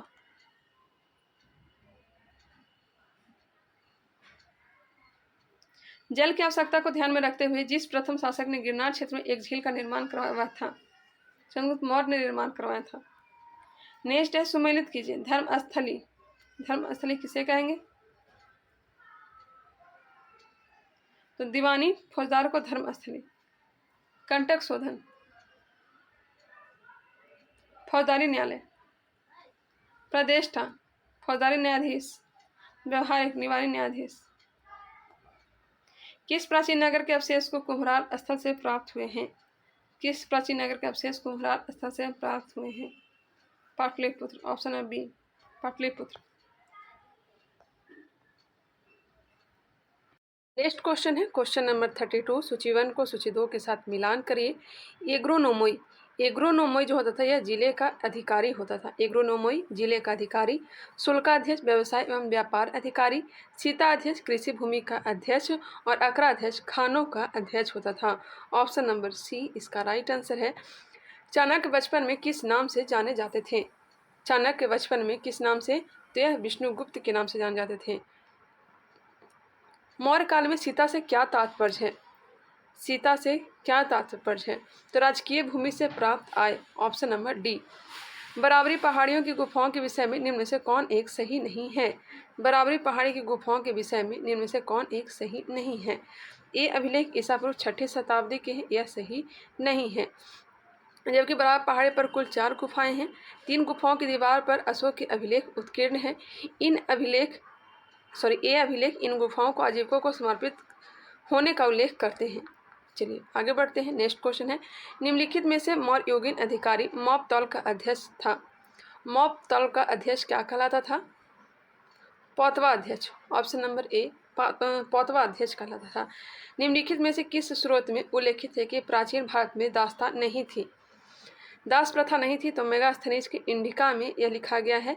फिरोज शाह तुगलक द्वारा अशोक के निम्नलिखित स्तंभ में से किसको उसके मूल स्थान से हटाकर दिल्ली मंगवाया गया? किसे लाया गया था? तो मेरठ स्तंभ अभिलेख को और टोपर स्तंभ अभिलेख को। ऑप्शन नंबर डी हो जाएगा, ए और बी दोनों। कलिंग युद्ध का विवरण हमें ज्ञात होता है। कलिंग युद्ध का विवरण हमें 13वें शिलालेख द्वारा प्राप्त होता है। 261 ईसा पूर्व में ही कलिंग पर आक्रमण किया था अशोक ने। ब्राह्मी और खरोष्ठी लिपियों को किसने पढ़ा? ब्राह्मी और खरोष्ठी लिपियों को किसने पढ़ा था? जेम्स प्रिंसेप ने। मौर्य काल में प्रचलित संस्था एवं संचार निम्नलिखित में से किससे संबंधित है? मौर्य काल में प्रचलित संस्था एवं संचार निम्नलिखित में से किससे संबंधित है? तो हो जाएगा गुप्तचर व्यवस्था से। ऑप्शन नंबर ए गुप्तचर व्यवस्था से। अब यहाँ पे अशोक की उपलब्धियाँ दिया गया है। अशोक का जो नाम मिला है कहाँ से? तो मास्की लघु शिलालेख। देवनागरी अशोक राजा कहाँ मिला है? तो गुर्जरा लघु शिलालेख में। अशोक मौर्य राजा यह किस में मिला है? तो रुद्रदामन का जूनागढ़ अभिलेख है। प्रियदर्शी राजा किस में है? तो बराबर गुहा लेख में। प्रियदर्शी राजा मगध, भावरू या बैराट लघु शिलालेख है। वही प्रियदर्शी राजा मिला है कंधार बृहद शिलालेख और दीपवंश और महावंश में। अशोक वर्धन नाम मिला है पुराणों में। राजा अशोक नेटुर लघु शिलालेख में। राजा अशोक देवनागरी उद्गोलम लघु शिलालेख में। यहाँ पर नोट करके दिया गया शिलालेख पहाड़ों को काटकर शिलाखंडों को समतल कर उस पर उत्कीर्ण किए जाते थे। शिलालेखों को पहाड़ों को काट करके शिलाखंडों को समतल कर दिया जाता था और उसी पर लिखा जाता था। चलिए आगे बढ़ते हैं। नेक्स्ट टॉपिक है मौर्योत्तर काल। Lesson number 9। प्रथम ईरानी शासक जिसने भारत के कुछ भागों को अपने अधीन कर लिया इनमें से कौन था? प्रथम ईरानी शासक जिसने भारत के कुछ भागों को अपने अधीन कर लिया कौन था? डेरियस प्रथम। कुषाण शासक कनिष्क का राज्याभिषेक किस सन में हुआ था? तो यह हुआ था 78 ईस्वी में। कुषाण शासक कनिष्क का राज्याभिषेक 78 ईस्वी में। नेक्स्ट क्वेश्चन है, निम्नलिखित में से अशोक द्वितीय किसे कहा जाता है? निम्नलिखित में से अशोक द्वितीय किसे कहा जाता है? अशोक द्वितीय कनिष्क को। निम्नलिखित में से किस चीनी सेनापति ने कनिष्क को पराजित किया था? किस चीनी सेनापति ने कनिष्क को पराजित किया था? तो पान चाउ ने। भारतीयों के लिए सिल्क मार्ग किसने आरंभ करवाया था? कनिष्क ने। कनिष्क की राजधानी कहाँ थी? पुरुषपुर। मिलिंद पन्हो क्या है? मिलित पन्हो क्या है? तो यह एक बौद्ध ग्रंथ है। कौन सी कला शैली भारतीय और यूनानी कला शैली की सम्मिश्रण है? भारतीय और यूनानी कला शैली का मिश्रण कौन सा हो जाएगा? तो गंधार कला। काव्य शैली का प्राचीनतम साक्ष्य किसके अभिलेख में मिलता है? काव्य शैली का प्राचीनतम साक्ष्य किसके अभिलेख में मिलता है? तो रुद्रदामन का जूनागढ़ अभिलेख, option number A. Question number 10 है, किस वंश के शासक ने ब्राह्मणों और बौद्ध भिक्षुओं को कर मुक्त ग्राम देने की प्रथा आरंभ की थी? सातवाहन वंश। शक संवत किसने और कब प्रारंभ किया था? शक संवत किसने और कब प्रारंभ किया था? तो कनिष्क ने 78 ईस्वी में। कौन सा स्थान सातवाहनों की राजधानी थी? सातवाहनों की राजधानी प्रतिष्ठान। नेक्स्ट है, सूची 1 को सूची 2 के साथ मिलान करें। गांधार कला। गांधार कला कुषाण। जूनागढ़ शिलालेख रुद्रदामन। मिलित पन्हो मीनांडर। तक्षशिलालेख पथिक। तक्षशिलालेख पथिक। नेक्स्ट है, निम्नलिखित में से चरक किसके राज चिकित्सक थे? चरक किसके राज चिकित्सक थे? तो कनिष्क के। बिना बेगार के किसने सुदर्शन झील का जीर्णोद्धार करवाया था? बिना बेगार के किसने सुदर्शन झील का जीर्णोद्धार कराया था? तो यह करवाया था रुद्रदामन प्रथम ने। रुद्रदामन प्रथम ने। नेक्स्ट क्वेश्चन है, किस कला को ग्रीक बौद्ध शैली के नाम से जाना जाता है? बताइएगा, किस कला को ग्रीक बौद्ध शैली के नाम से जाना जाता है? इसका राइट आंसर हो जाएगा ऑप्शन नंबर ए, गांधार कला। निम्नलिखित साहित्य कृतियों को उनके लेखकों के साथ मिलान कीजिए। कविराज मार्ग। कविराज मार्ग हो जाएगा अमोघ वर्ष। आदि पुराण जीनसेन। आदि पुराण जीनसेन। गणित सार संग्रह महावीराचार्य। अमोघ वृत्ति संख्याटन। एक फिर से देखिएगा, कविराज मार्ग, अमोघ वर्ष, आदि पुराण, जीनसेन, गणित सार संग्रह महावीराचार्य और अमोघ वृत्ति संकाटयान, ऑप्शन नंबर सी हो जाएगा। निम्नलिखित में से किस शासक ने सिक्कों पर बुद्ध प्रतिमा व यूनानी लिपि में बोडो अंकन करवाया? बुद्ध का अंकन किया था। कनिष्क ने। उत्तरी तथा उत्तर पश्चिमी भारत में सर्वाधिक संख्या में तांबे के सिक्कों को जारी किया था। तांबे के सिक्के को जारी किया था कुषाणों ने। कनिष्क के सारनाथ बौद्ध प्रतिमा अभिलेख की तिथि क्या है? यह हो जाएगा 81 ईस्वी। निम्नलिखित में से विद्या की सबसे पुरानी पीठ कौन सी है? विद्या की पुरानी पीठ तक्षशिला। विक्रम संवत कब से प्रारंभ हुआ? विक्रम संवत कब से प्रारंभ हुआ? 57 ईसा पूर्व। 58 ईसा पूर्व, याद रखिएगा। विक्रम संवत कब से प्रारंभ हुआ? तो 57 ईसा पूर्व दिया गया है। नेक्स्ट क्वेश्चन है, क्वेश्चन नंबर 23। निम्नलिखित शासकों में से किसके लिए एका ब्राह्मण प्रयुक्त हुआ है? एका ब्राह्मण इसके लिए गौतमपुत्र सातकर्णी। निम्नलिखित में से किस शासन को सर्वप्रथम सोने के सिक्के जारी करने का श्रेय दिया जाता है? सोने के सिक्के जारी करने का भीमकटफिसस। सातवाहन वंश का महानतम शासक किसे माना जाता है? तो यह माना जाता है गौतमीपुत्र सातकर्णी को। निम्नलिखित में से कौन एक कनिष्क के दरबार से संबंध नहीं था? पतंजलि। पतंजलि पुष्यमित्र शुंग से, जबकि चरक, अश्वघोष, नागार्जुन। शुंग वंश के पश्चात किस वंश ने भारत पर राज किया? शुंग वंश के पश्चात कर्ण वंश, ऑप्शन हो जाएगा सी, कर्ण वंश। सिमुक निम्न वंशों में से किसका संस्थापक था? सिमुक। सातवाहन वंश का संस्थापक सिमुक था। प्राचीन काल के भारत पर आक्रमणों के संबंध में निम्नलिखित में से कौन एक सही कालानुक्रम है? ISPK, ट्रिक याद रखिएगा, ISPK, इंडो, शक, पांड और कुषाण। इसका राइट आंसर हो जाएगा ऑप्शन नंबर ए। सातवाहनों की प्रारंभिक राजधानी अवस्थित थी अमरावती में। प्रारंभिक राजधानी अमरावती। निम्नलिखित में से किस वंश के शासकों को पुराणों में श्री पर्वतीय कहा गया है? किस वंश के शासकों को पुराणों में श्री पर्वतीय कहा गया है? इक्ष्वाकु वंश के शासकों को, इक्ष्वाकु वंश, option number B. Next topic है गुप्त काल। गुप्ता पीरियड। गुप्त साम्राज्य का वास्तविक संस्थापक कौन था? गुप्त वंश का संस्थापक जो थे यह श्रीगुप्त थे, जबकि वास्तविक संस्थापक पूछा जा रहा है तो यह हो जाएगा चंद्रगुप्त प्रथम। चंद्रगुप्त प्रथम। शक विजेता किसे माना जाता है? शक विजेता किसे माना जाता है? चंद्रगुप्त द्वितीय को। इलाहाबाद स्तंभ अभिलेख किससे संबंधित है? यह संबंधित है समुद्रगुप्त से। इलाहाबाद स्तंभ अभिलेख हरिश्चंद्र ने इसका निर्माण किया है। गुप्त वंश के किस शासक ने विक्रमादित्य की उपाधि धारण की थी? चंद्रगुप्त द्वितीय ने। किस शासक के सिक्के संगीत के प्रति प्रेम दर्शाते हैं? बिना बजाते हुए दिखाया गया समुद्रगुप्त को। भारत का नेपोलियन किसे कहा जाता है? समुद्रगुप्त को। गुप्तकालीन रजत मुद्राओं को किस नाम से जाना जाता है? रजत मुद्रा। चांदी की मुद्रा को रुपये कहा जाता था। कालिदास किस राजा के दरबार में थे? यह थे चंद्रगुप्त द्वितीय के दरबार में। किस विदेशी राजा ने समुद्रगुप्त से अनुरोध किया था कि उसे भारत में बौद्ध विहार बनाने की अनुमति दी जाए? वह कौन था? समुद्रगुप्त से अनुरोध किया था, यह था मेघवर्मन। नेक्स्ट क्वेश्चन है, चंद्रगुप्त द्वितीय के नवरत्नों में से कौन सा फलित ज्योतिष से संबंधित था? फलित ज्योतिष से संबंधित कौन था? तो यह जाएगा छपनक। गुप्त शासकों की सरकारी भाषा क्या थी? संस्कृत। Option number D. शतरंज खेल का आविष्कार किस देश में हुआ था? भारत में। शतरंज भारत में। किस अभिलेख से सती प्रथा का प्रथम साक्ष्य प्राप्त हुआ है? यह हो जाएगा एरन अभिलेख से, भानुगुप्त का एरन अभिलेख से। महरौली में जंग रहित लौह स्तंभ किसने स्थापित किया था? महरौली दिल्ली में स्थित है। यह गुप्त वंश ने, चंद्रगुप्त द्वितीय ने। Option number A. सूची 1 को सूची 2 के साथ मिलान करें। प्रसिद्ध लेख और संबंधित शासक दिया गया है। प्रयाग प्रशस्ति अभिलेख। प्रयाग प्रशस्ति अभिलेख इसका हो जाएगा समुद्रगुप्त का। बिलसंड स्तंभ लेख कुमारगुप्त। भीतरी स्तंभ लेख स्कंदगुप्त। और मदसौर अभिलेख बद्धुबर्मन। या फिर से देखिएगा, प्रयाग प्रशस्ति अभिलेख समुद्रगुप्त, विल्सन स्तंभ लेख कुमारगुप्त, भीतरी स्तंभ लेख स्कंदगुप्त, मदसौर लेख बद्धुबर्मन। ऑप्शन क्या हो जाएगा? ऑप्शन नंबर बी होगा। हरिसेन किस शासक के दरबारी कवि थे? कितने बार बता चुकी हूँ? समुद्रगुप्त। नेक्स्ट क्वेश्चन है, नगरों का क्रमिक पतन किस काल की एक महत्वपूर्ण विशेषता थी? नगरों का क्रमिक पतन गुप्त काल। रोमन साम्राज्य के साथ भारत का व्यापार रोम पर किस आक्रमण के साथ समाप्त हो गया? रोमन साम्राज्य के साथ भारत का व्यापार रोम पर किसके आक्रमण के साथ समाप्त हो गया?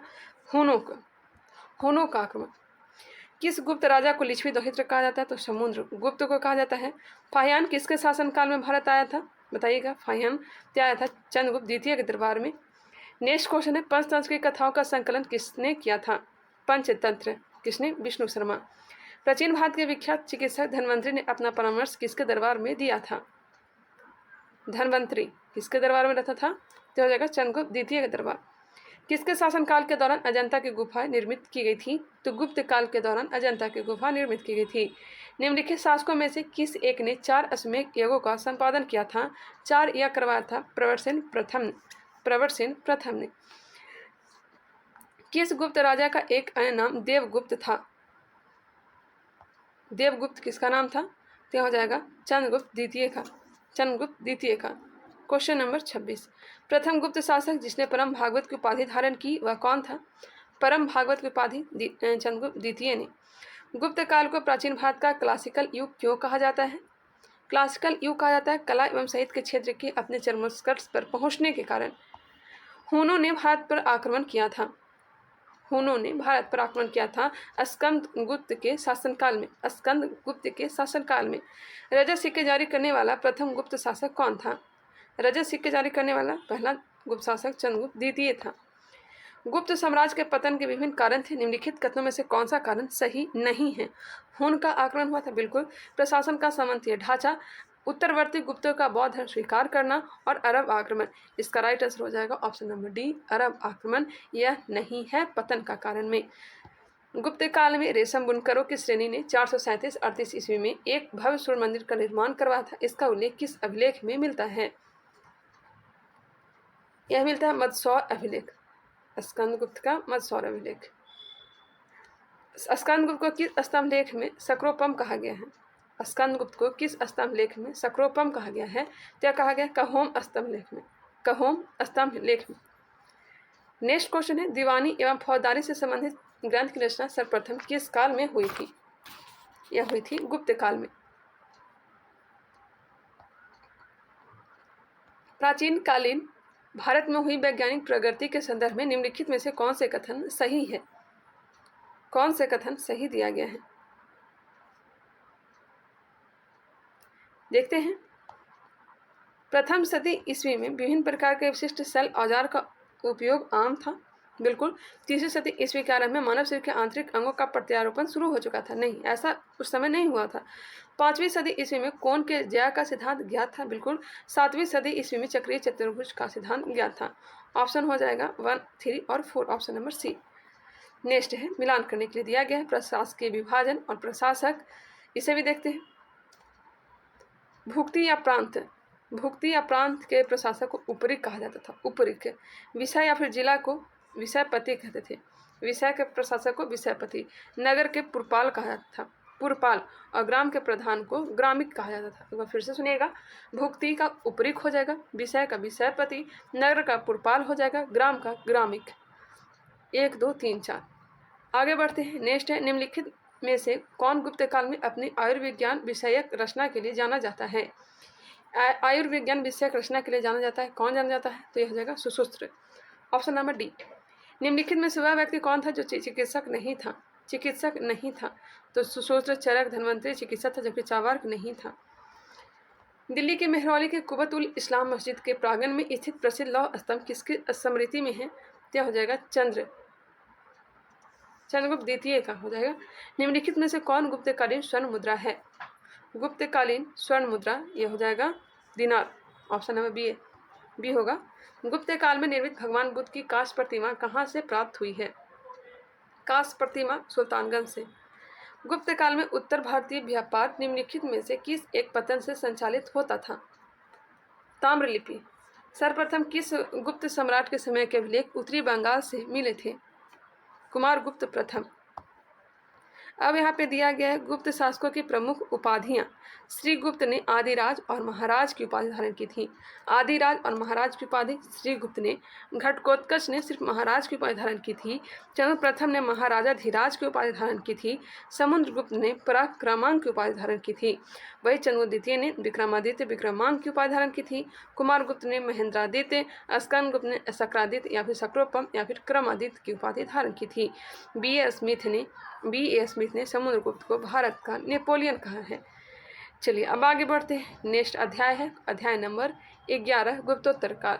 पोस्ट गुप्ता पीरियड देखने वाले हैं। वह चीनी यात्री जिसने भीनमाल की यात्रा की थी।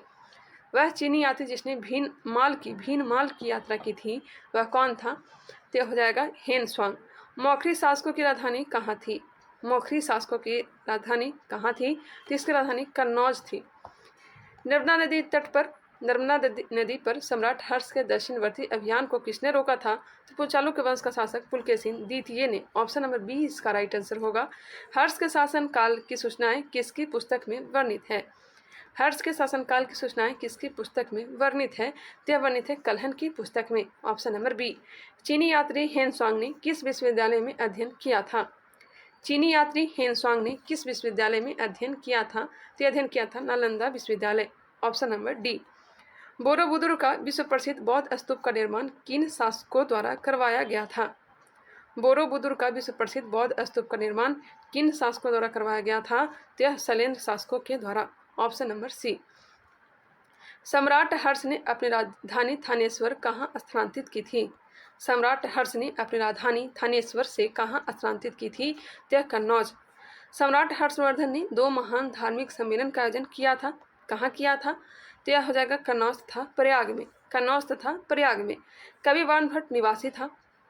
वर्णभट्ट कहाँ का निवासी था? इसका राइट आंसर उपयुक्त में से कोई नहीं होगा। Question number 10। हर्षचरित नामक पुस्तक किसने लिखी? हर्षचरित पुस्तक किसने लिखी थी? तो यह बाणभट्ट ने। गुप्तोत्तर युग में प्रमुख व्यापारिक केंद्र था। गुप्तोत्तर युग में प्रमुख व्यापारिक केंद्र कौन सा हो जाएगा? कन्नौज। हेन स्वांग की भारत यात्रा के समय कौन सा नगर सूती कपड़ों के उत्पादन के लिए प्रसिद्ध था? मथुरा। कौशल शब्द का प्रयोग किया गया है। कौशेय शब्द का प्रयोग रेशम के लिए। आदि शंकराचार्य द्वारा स्थापित 4 मठ कहाँ स्थित हैं? कहाँ स्थित है बताइएगा। तो यह हो जाएगा पुरी में, श्रृंगेरी, द्वारका और वाराणसी। नहीं, ये गलत है। जोशी मठ, द्वारका, पुरी और श्रृंगेरी, यही राइट आंसर है ऑप्शन नंबर डी। क्योंकि वाराणसी में नहीं है, जोशी मठ में है, द्वारका में है, पुरी में है और श्रृंगेरी में है। जोशी मठ कहाँ है? तो उत्तराखंड में। नेक्स्ट है, निम्नलिखित जोड़ों में से कौन सा जोड़ा सुमेलित नहीं है? रवि कीर्ति, पुलकेशिन द्वितीय, भभूति, कन्नौज के यशोवर्मन, हरिसेन, हर्ष के दरबार। हरिसेन, हर्ष के दरबार, ऑप्शन नंबर सी जो है यह गलत है। हरिसेन यह रहता था समुद्रगुप्त के दरबार में और दंडी नरसिंह वर्मन के दरबार में। रवि कीर्ति पुलकेशिन द्वितीय के दरबार में, भभूति कन्नौज के यशोवर्मन के दरबार में, हरिसेन समुद्रगुप्त के दरबार में, हर्षवर्धन के दरबार में बाण भट्ट रहता था और दंडी नरसिंह वर्मन के दरबार में। क्षुद्रक द्वारा लिखी हुई प्राचीन भारतीय पुस्तक मृच्छकटिकम का विषय था। मृच्छकटिकम का विषय एक धनी व्यापारी और एक गणिका की पुत्री की प्रेम गाथा। एक धनी व्यापारी और एक गणिका की पुत्री की प्रेम गाथा। अब है क्वेश्चन नंबर 17। एक महान रोमानी नाटक कादम्बरी के लेखक कौन थे? कादम्बरी हर्षचरित के लेखक कौन है? तो यह बाण भट्ट। हर्षचरित कादम्बरी के लेखक कौन है? तो यह हो जाएगा बाण भट्ट। प्रियदर्शिका, रत्नावली, यह सब किसकी पुस्तक है? तो यह है हर्षवर्धन का। हर्षवर्धन की आरंभिक राजधानी क्या थी? प्रारंभिक राजधानी जो थी यह थानेश्वर थी, बाद में कन्नौज बनी थी। निम्नलिखित में से कौन सा युग्म सही सुमेलित नहीं है? विक्रमादित्य चैतन्य, यह सही नहीं है। चाणक्य चंद्रगुप्त मौर्य के दरबार में रहता था। हर्षवर्धन हेनस्वांग के दरबार में, अकबर के दरबार में टोडरमल रहता था। चंद्रगुप्त के दरबार में चाणक्य रहता था, हर्षवर्धन के दरबार में हेनस्वांग रहता था, अकबर के दरबार में टोडरमल रहता था। नेक्स्ट है, 13वीं शताब्दी में राजस्थान के माउंट आबू में प्रसिद्ध दिलवाड़ा मंदिर किसने बनवाया था? दिलवाड़ा जैन मंदिर किसने बनवाया था? तेजपाल ने। Option number D. यहाँ पे माउंट आबू प्रसिद्ध दिलवाड़ा मंदिर पूछा जा रहा है, तो यह तेजपाल हो जाएगा। मध्य प्रदेश में खजुराहो समूह के स्मारकों में किस धर्म या धर्मों के मंदिर है? खजुराहो में किस धर्म या धर्मों के मंदिर है? तो हिंदू तथा जैन दोनों का है। संस्कृत नाटक नागानंद की रचना किस शासक द्वारा की गई थी? संस्कृत नाटक नागानंद की रचना किस शासक द्वारा की गई थी? तो हर्षवर्धन के द्वारा। खजुराहो मंदिर का निर्माण किसने किया था? तो यह किया था चंदेल राजपूतों ने। नेक्स्ट क्वेश्चन है क्वेश्चन नंबर 24। निम्न में से किस प्रतिहार राजा ने आदिवराह की उपाधि ग्रहण की थी? आदिवराह की उपाधि धारण की थी मिहिर भोज ने आदिवराह। आगे है, प्रतिहार वंश का महानतम राजा कौन था? प्रतिहार वंश का महानतम राजा भोज या फिर मिहिर भोज। दीधा नाम की रानी ने भारत के किस भाग पर 980 से 1003 ईस्वी तक शासन किया था? तो यह क्या था? कश्मीर पे। Option number B. निम्नलिखित में से किसने हुन शासक मिहिर कुल को पराजित किया था? किसने हुन शासक मिहिर कुल को पराजित किया था? यशोधर्मन ने। हुन विजय के पश्चात गुप्त शासक अस्कंदगुप्त ने कौन सी उपाधि धारण की थी? कौन सी उपाधि? विक्रमादित्य की। अस्कंदगुप्त ने कौन सी उपाधि धारण की थी? विक्रमादित्य की। हुन विजय के पश्चात, ये क्वेश्चन में थोड़ा आंसर में डाउट लग रहा है। अस्कंदगुप्त ने कौन सी उपाधि धारण की थी, इसमें क्वेश्चन में हमको डाउट है। इसका आंसर क्या होगा? आप लोग को अगर पता है तो कमेंट करके बताइएगा। गुप्तोत्तर काल का महत्वपूर्ण सामाजिक आर्थिक परिवर्तन इनमें से किसे माना जाता है? किसे माना जाता है? तो सामंती व्यवस्था एवं भूमिदान प्रणाली को, क्योंकि सबसे पहले सामंती व्यवस्था एवं भूमिदान प्रणाली को स्टार्ट किया था सातवाहनों ने और सर्वाधिक प्रयोग किया था गुप्तों ने। नेक्स्ट है, चीन में दूत भेजने वाले शासक, और यहाँ पे दिया गया है चीन से भारत आने वाले प्रमुख यात्री। फाहियान 399 से 1414 ईस्वी। चंद्रगुप्त द्वितीय विक्रमादित्य के दरबार में आया था और चीन से भारत आने वाला प्रथम बौद्ध भिक्षु भी था। उसके बाद हेनस्वांग 629 से 645 ईस्वी। हर्षवर्धन के समय में भारत आया था। भास्कर वर्मन तथा हर्षवर्धन की राजसभा में रहा था। नेक्स्ट है इत सिंह 671 से 95 ईस्वी। समुद्री मार्ग से यह भारत आया था। आगे दिया गया है, चीन में दूत भेजने वाले शासक हर्षवर्धन ने दूत भेजा था जो कि पुष्यभूति वंश से संबंधित है। नरसिंह द्वितीय ने अपना दूत भेजा था जो कि पल्लव वंश से संबंधित है। यशोवर्मन, कन्नौज नरेश और कुलोत्तुंग प्रथम चोल वंश, ये सब ने अपने दूत भेजे थे। कहाँ? चीन में। कौन कौन? हर्षवर्धन, नरसिंह द्वितीय, यशोवर्मन और कुलोत्तुंग प्रथम। इसे कुलोत्तुंग प्रथम हम लोग बोल देते हैं। चलिए आगे बढ़ते हैं। कुमारगुप्त ने नालंदा विश्वविद्यालय कुमारगुप्त प्रथम ने नालंदा महाविहार की स्थापना करवाई थी तथा नालंदा बौद्ध शिक्षा का केंद्र बना रहा। अब हम लोग देखेंगे अध्याय नंबर 12, दक्षिण भारत, चोल, चालुक्य, पल्लव एवं संगम युग। प्राचीन चोल साम्राज्य की राजधानी कहाँ स्थित थी? प्राचीन चोल साम्राज्य की राजधानी या उदयपुर कहाँ थी? उदयपुर। उसके बाद कहाँ बनी थी? तो तंजौर बनी थी। चोल साम्राज्य की स्थापना किसने की थी? क्या की थी? विजयालय ने। 2 चरणों में चोल वंश चला था, पता ही होगा, एक संगम काल में और फिर एक अलग 8वीं-9वीं शताब्दी में यह चला था। चोल वंश में ग्राम प्रशासन के बारे में किस शिलालेख में उल्लेख मिलता है? तो यह उत्तर मेरूर में। किस चोल राजा ने मालदीव के द्वीपों पर विजय प्राप्त की थी? मालदीव के द्वीपों पर विजय किसने प्राप्त की थी? तो राजराज प्रथम ने। नेक्स्ट क्वेश्चन है, वह चोल राजा कौन था जिसने श्रीलंका को पूर्ण स्वतंत्रता दी और सिंह राजकुमार के साथ अपनी पुत्री का विवाह कर दिया? श्रीलंका को स्वतंत्र कर दिया किसने? तो कुलोतुंग प्रथम ने। कुर्तोतुंग या फिर कुलोतुंग प्रथम ने। निम्नलिखित राजवंशों में से किसके शासक अपने शासनकाल में ही अपना उत्तराधिकारी घोषित कर देते थे? यह हो जाएगा चोल वंश के शासक ने। निम्नलिखित में से किस मंदिर परिसर में नंदी की एक विशाल मूर्ति स्थित है जिसे भारत की विशालतम नंदी मूर्ति माना जाता है? कहाँ स्थित है? तो बृहदेश्वर मंदिर में। कहाँ है? तंजौर में। राजराज प्रथम ने इसका निर्माण करवाया था।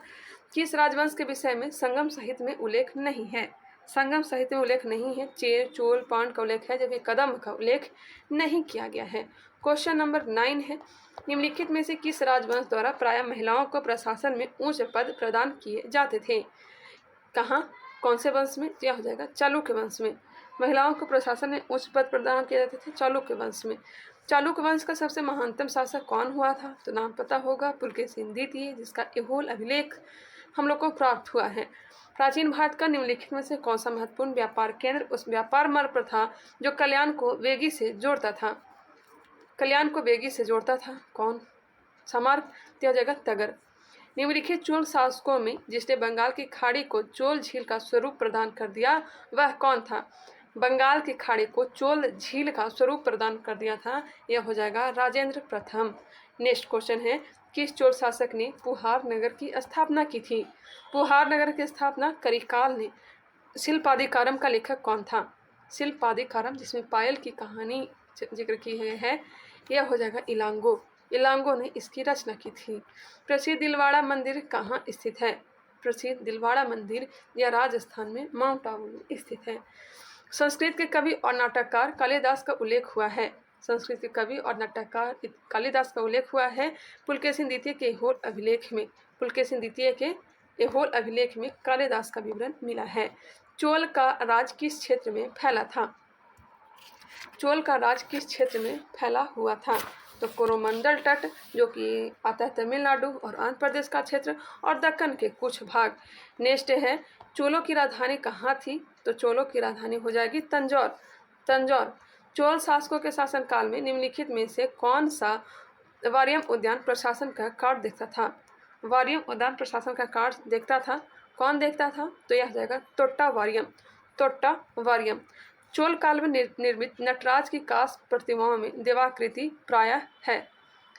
चोल काल में निर्मित नटराज की कांस्य प्रतिमा में देवाकृति प्रायः कौन सा हो जाएगा? चतुर्भुज। शिव की दक्षिणामूर्ति प्रतिमा उन्हें किस रूप में प्रदर्शित करती है? शिव की दक्षिणामूर्ति प्रतिमा उन्हें किस रूप में प्रदर्शित करती है? जो शिक्षक के रूप में। नेक्स्ट है, यहाँ पे शिक्षक के रूप में दिया गया है ऑप्शन नंबर ए। मेरे ख्याल से नृत्य करते हुए होना चाहिए था, लेकिन ऑप्शन नंबर ए दिया गया है। किसके कार्यकाल में 72 व्यापारी चीन भेजे गए थे? 72 व्यापारी चीन भेजे गए थे कुलोतुंग प्रथम में। कौटिल्य जीएस का बिहार दौरा का प्रैक्टिस सेट लगाएंगे तो यह क्वेश्चन आया हुआ था। निम्न में से दक्षिण भारत का कौन सा राजवंश अपनी नौसैनिक शक्ति के लिए प्रसिद्ध था? नौसैनिक शक्ति के लिए प्रसिद्ध चोल वंश। निम्नलिखित तमिल ग्रंथों में किसे लघु वेद की संज्ञा दी गई है? लघु वेद की संज्ञा कुरल को दी गई है। चोल शासक का नाम बताए जिसने श्रीलंका के उत्तरी भाग पर विजय प्राप्त की थी। यहाँ पे बात हो रही उत्तरी भाग को, तो यह जीत की थी राजराज प्रथम ने, जबकि पूरा को मिला लिया था राजेंद्र चोल ने। क्वेश्चन नंबर 26 मिलान करिए। तिरुकुरल। तिरुकुरल किससे संबंधित हो जाएगा?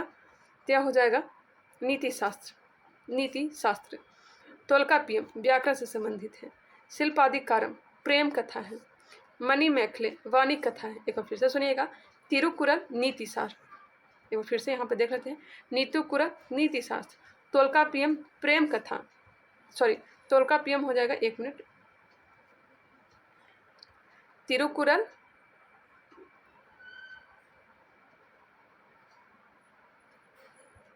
तिरुकुरल नीति शास्त्र से संबंधित है, तोल्काप्पियम व्याकरण से संबंधित है, शिल्पादिकारम प्रेम ग्रंथ है और मणिमेखले वाणी कथा है। ऑप्शन हो जाएगा, एक बार फिर से देखिएगा, तिरुकुरल नीति शास्त्र, तोल्काप्पियम व्याकरण से संबंधित, शिल्पादिकारम प्रेम कथा, मणिमेखले क्या हो जाएगा, ये हो जाएगा वणिक कथा। ऑप्शन नंबर बी हो जाएगा। एक बार फिर से आप लोग भी देख लीजिएगा, मुझे इसमें कन्फ्यूजन हुआ। ईसा की प्रारंभिक शताब्दी में भारत तथा रोम के बीच घनिष्ठ व्यापारिक संबंधों की सूचना किस पुरास्थल की खुदाई से प्राप्त होती है? यह होती है अरिका मेडू की खुदाई से।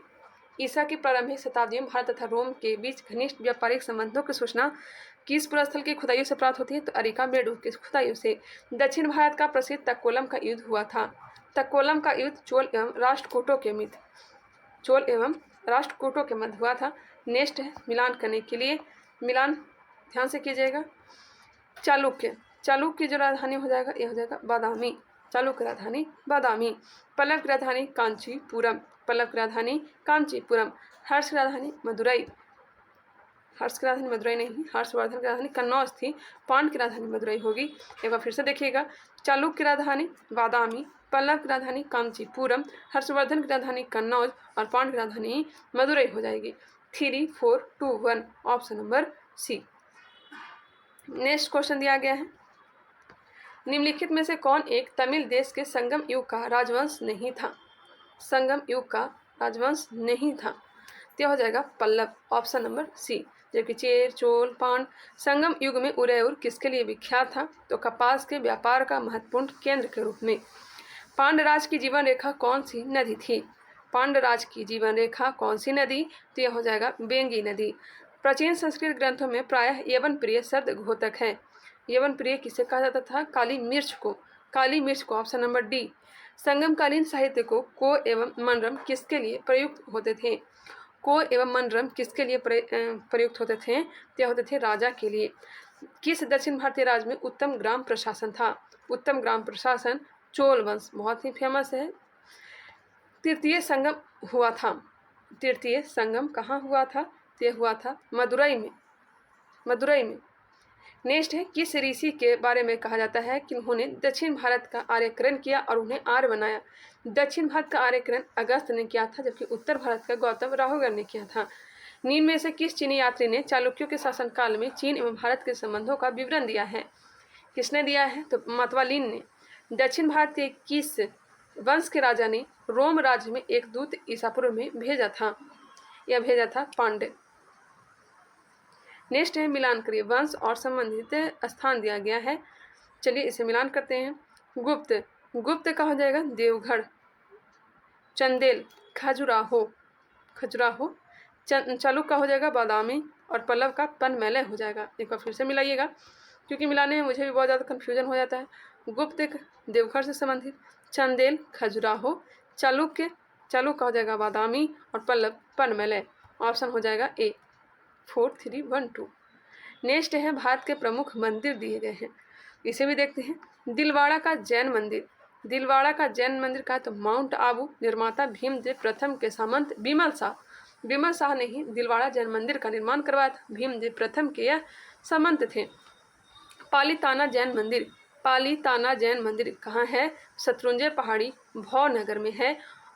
नेक्स्ट है मोढेरा सूर्य मंदिर गुजरात में है और भीमदेव प्रथम ने निर्माण करवाया था।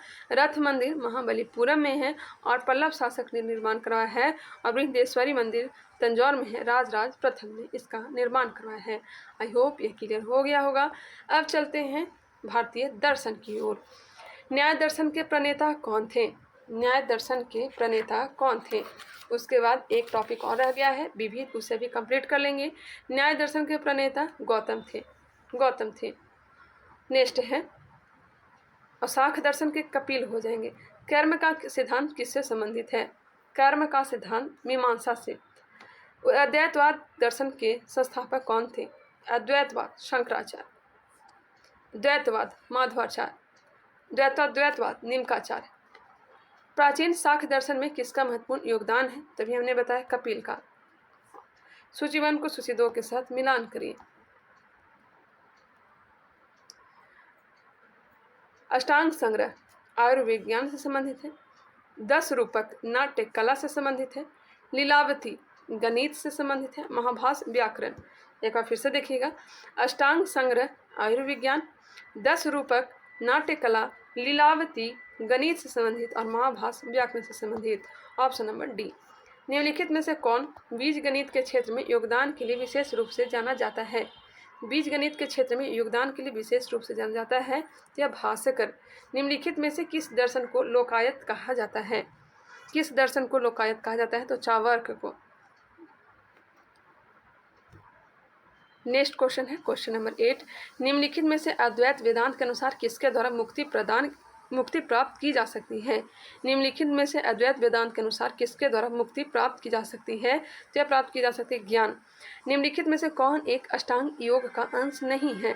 अष्टांग योग का अंश मनुस्मृति नहीं है, जबकि प्रत्याहार, ध्यान और धारण है। योग दर्शन के प्रतिपादक निम्नलिखित में से कौन थे? योग दर्शन पतंजलि। योग दर्शन पतंजलि। वैशेषिक दर्शन कनाद। वैशेषिक दर्शन कनाद। निम्नलिखित में से कौन सा शाक्त दर्शन के अनुसार सृष्टि के सही क्रम है? यह हो जाएगा पौरुष, प्रकृति, महंत और अहंकार। ऑप्शन नंबर डी दिया गया है। मीमांसा दर्शन का संस्थापक किसे माना जाता है? मीमांसा जैमिनी। दर्शन शब्द निम्न में से कहाँ से लिया गया है? दर्शन शब्द प्राचीन यूनानी से लिया गया है। किस स्कूल को मूल सनातन धर्म कहा गया है? किस स्कूल को मूल सनातन धर्म कहा गया है? यह अष्टिका स्कूल को। अब हम लोग लास्ट लेसन अध्याय नंबर 14 देखने वाले हैं और इस अध्याय को भी हम लोग कंप्लीट करने वाले हैं। चलिए इसे भी स्टार्ट करते हैं। 45 क्वेश्चन दिया गया है। निम्नलिखित युग में से कौन सा एक युग में सही सुमेलित नहीं है? नहीं पूछा गया है। रागमाला पुंडरिक विट्ठल, रस कौमुदी सोमदेव, यही गलत है। Option number B. Raga Vibodh Somnath, चतुर्दंडी प्रकाशिका Venkat Raman. चित्रकला की गांधार शैली का सूत्रपात किसके द्वारा किया गया था? किसके द्वारा? तो यह महायान संप्रदाय। एलोरा मंदिर का निर्माण किस शासक ने करवाया था? तो यह राष्ट्रकूटों ने। अधिकांश चोलकालीन मंदिर किस देवी देवता का समर्पित है? एक बार फिर से, अधिकांश चोलकालीन मंदिर किस देवी देवता को समर्पित है? किसे है? तो यह शिव को है। नेक्स्ट है एलोरा में गुफाएं और शैलकृत मंदिर किससे संबंधित है? किससे संबंधित है? हिंदू, बौद्ध और जैन से। नेक्स्ट है महाबलीपुरम में स्थित सप्त पैगोडा किस वंश द्वारा संरक्षित कला के साक्षी हैं? महाबलीपुरम स्थित सप्त पैगोडा किस वंश द्वारा संरक्षित कला के साक्षी हैं? तो हो जाएगा पल्लव। ऑप्शन नंबर ए हो जाएगा। कांची में प्रसिद्ध कैलाश मंदिर का निर्माण किसके द्वारा करवाया गया था? तो हो जाएगा नरसिंह वर्मन द्वितीय। लिंगराज मंदिर कहाँ स्थित है? लिंगराज मंदिर भुवनेश्वर में। पंचायतन शैली क्या है? पंचायतन शैली मंदिर निर्माण की यह शैली है। Question number 10। विरूपाक्ष मंदिर का निर्माण किसके द्वारा करवाया गया था? तो यह करवाया गया है चालुक्यों के द्वारा। एलिफेंटा की गुफाएं मुख्यतः किस धर्म के मतावलंबियों के उपयोग के लिए काटकर बनाई गई थी? एलिफेंटा की गुफाएं यह शैव धर्म के लिए। सांची का स्तूप किस राज्य में स्थित है? तो मध्य प्रदेश में स्थित है। अशोक ने निर्माण करवाया था। चालुक्य शासन पुलकेशिन द्वितीय से संबंधित शिलालेख कौन सा है? तो यह हो जाएगा ऐहोल अभिलेख। मिलान करना स्थान और स्मारक दिया गया है। 40 नंबर प्रश्न। एलिफेंटा की गुफा, एलिफेंटा जो है गुफा है, श्रवणबेलगोला की मूर्ति है, खजुराहो यह मंदिर है और सांची का स्तूप है। नेक्स्ट क्वेश्चन है जगन्नाथ मंदिर किस राज्य में स्थित है? तो पुरी में। और पुरी कहाँ है? जो उड़ीसा में है। पुरी कहाँ है? उड़ीसा में। अंकोरवाट का प्रसिद्ध विष्णु मंदिर कहाँ स्थित है? तो स्थित है कंबोडिया में। विष्णु का मंदिर है, सबसे बड़ा मंदिर अंकोरवाट का मंदिर है। कोणार्क का सूर्य मंदिर किसने बनवाया था? कोणार्क का सूर्य मंदिर यह बनवाया था नरसिंह देव वर्मन ने। श्रृंगेरी, बद्रीनाथ, द्वारका और पुरी नामक चारों मठों की स्थापना का श्रेय किसको जाता है? तो शंकराचार्य को जाता है। चारों दिशाओं में इन्होंने निर्माण करवाया था पीठ का। संस्कृत भाषा के प्रथम व्याकरणकर्ता कौन थे? पाणिनि। तैलीय रंग सबसे पहले भारतीय और चीनी चित्रकारों द्वारा बौद्ध चित्रों के लिए पश्चिम में 5वीं और 10वीं शताब्दी के मध्य प्रयोग किया गया था। यह हो जाएगा अफगानिस्तान। नेक्स्ट क्वेश्चन है प्रथम भारतीय खगोल वैज्ञानिक कौन थे जिन्होंने पृथ्वी द्वारा सूर्य की परिक्रमा के समय की गणना की थी? यह की थी भास्कराचार्य ने। खजुराहो का कंदरिया महादेव मंदिर किसने बनवाया था? कंदरिया महादेव मंदिर चंदेलों ने। निम्नलिखित में से कौन सा विश्व धरोहर स्थल नहीं है? विश्व धरोहर स्थल मांडू का महल। आबू का जैन मंदिर, माउंट आबू का जैन मंदिर किससे बना है? यह किससे बना है? तो संगमरमर से। निम्नलिखित में से किसे काला पैगोडा के नाम से जाना जाता है? श्याम पैगोडा के नाम से कोणार्क का सूर्य मंदिर को। नेक्स्ट क्वेश्चन है, बौद्ध, हिंदू एवं जैन शैलकृत गुफाएं एक साथ विद्यमान है ते एलोरा में। ओडिशा में नष्ट होने से बचे निम्नांकित मंदिरों में सर्वाधिक बड़ा और सबसे ऊंचा मंदिर कौन सा है? तो हो जाएगा लिंगराज मंदिर। भुवनेश्वर तथा पुरी के मंदिर किस शैली में निर्मित है? यह हो जाएगा नागर शैली। मामल्लपुरम में रथ स्मारकों के निर्माण के लिए निम्नलिखित में से कौन उत्तरदायी थे? कौन थे? तो पल्लव। 10 कुमार चरितम के रचनाकार कौन थे? 10 कुमार चरितम के रचनाकार दंडी थे।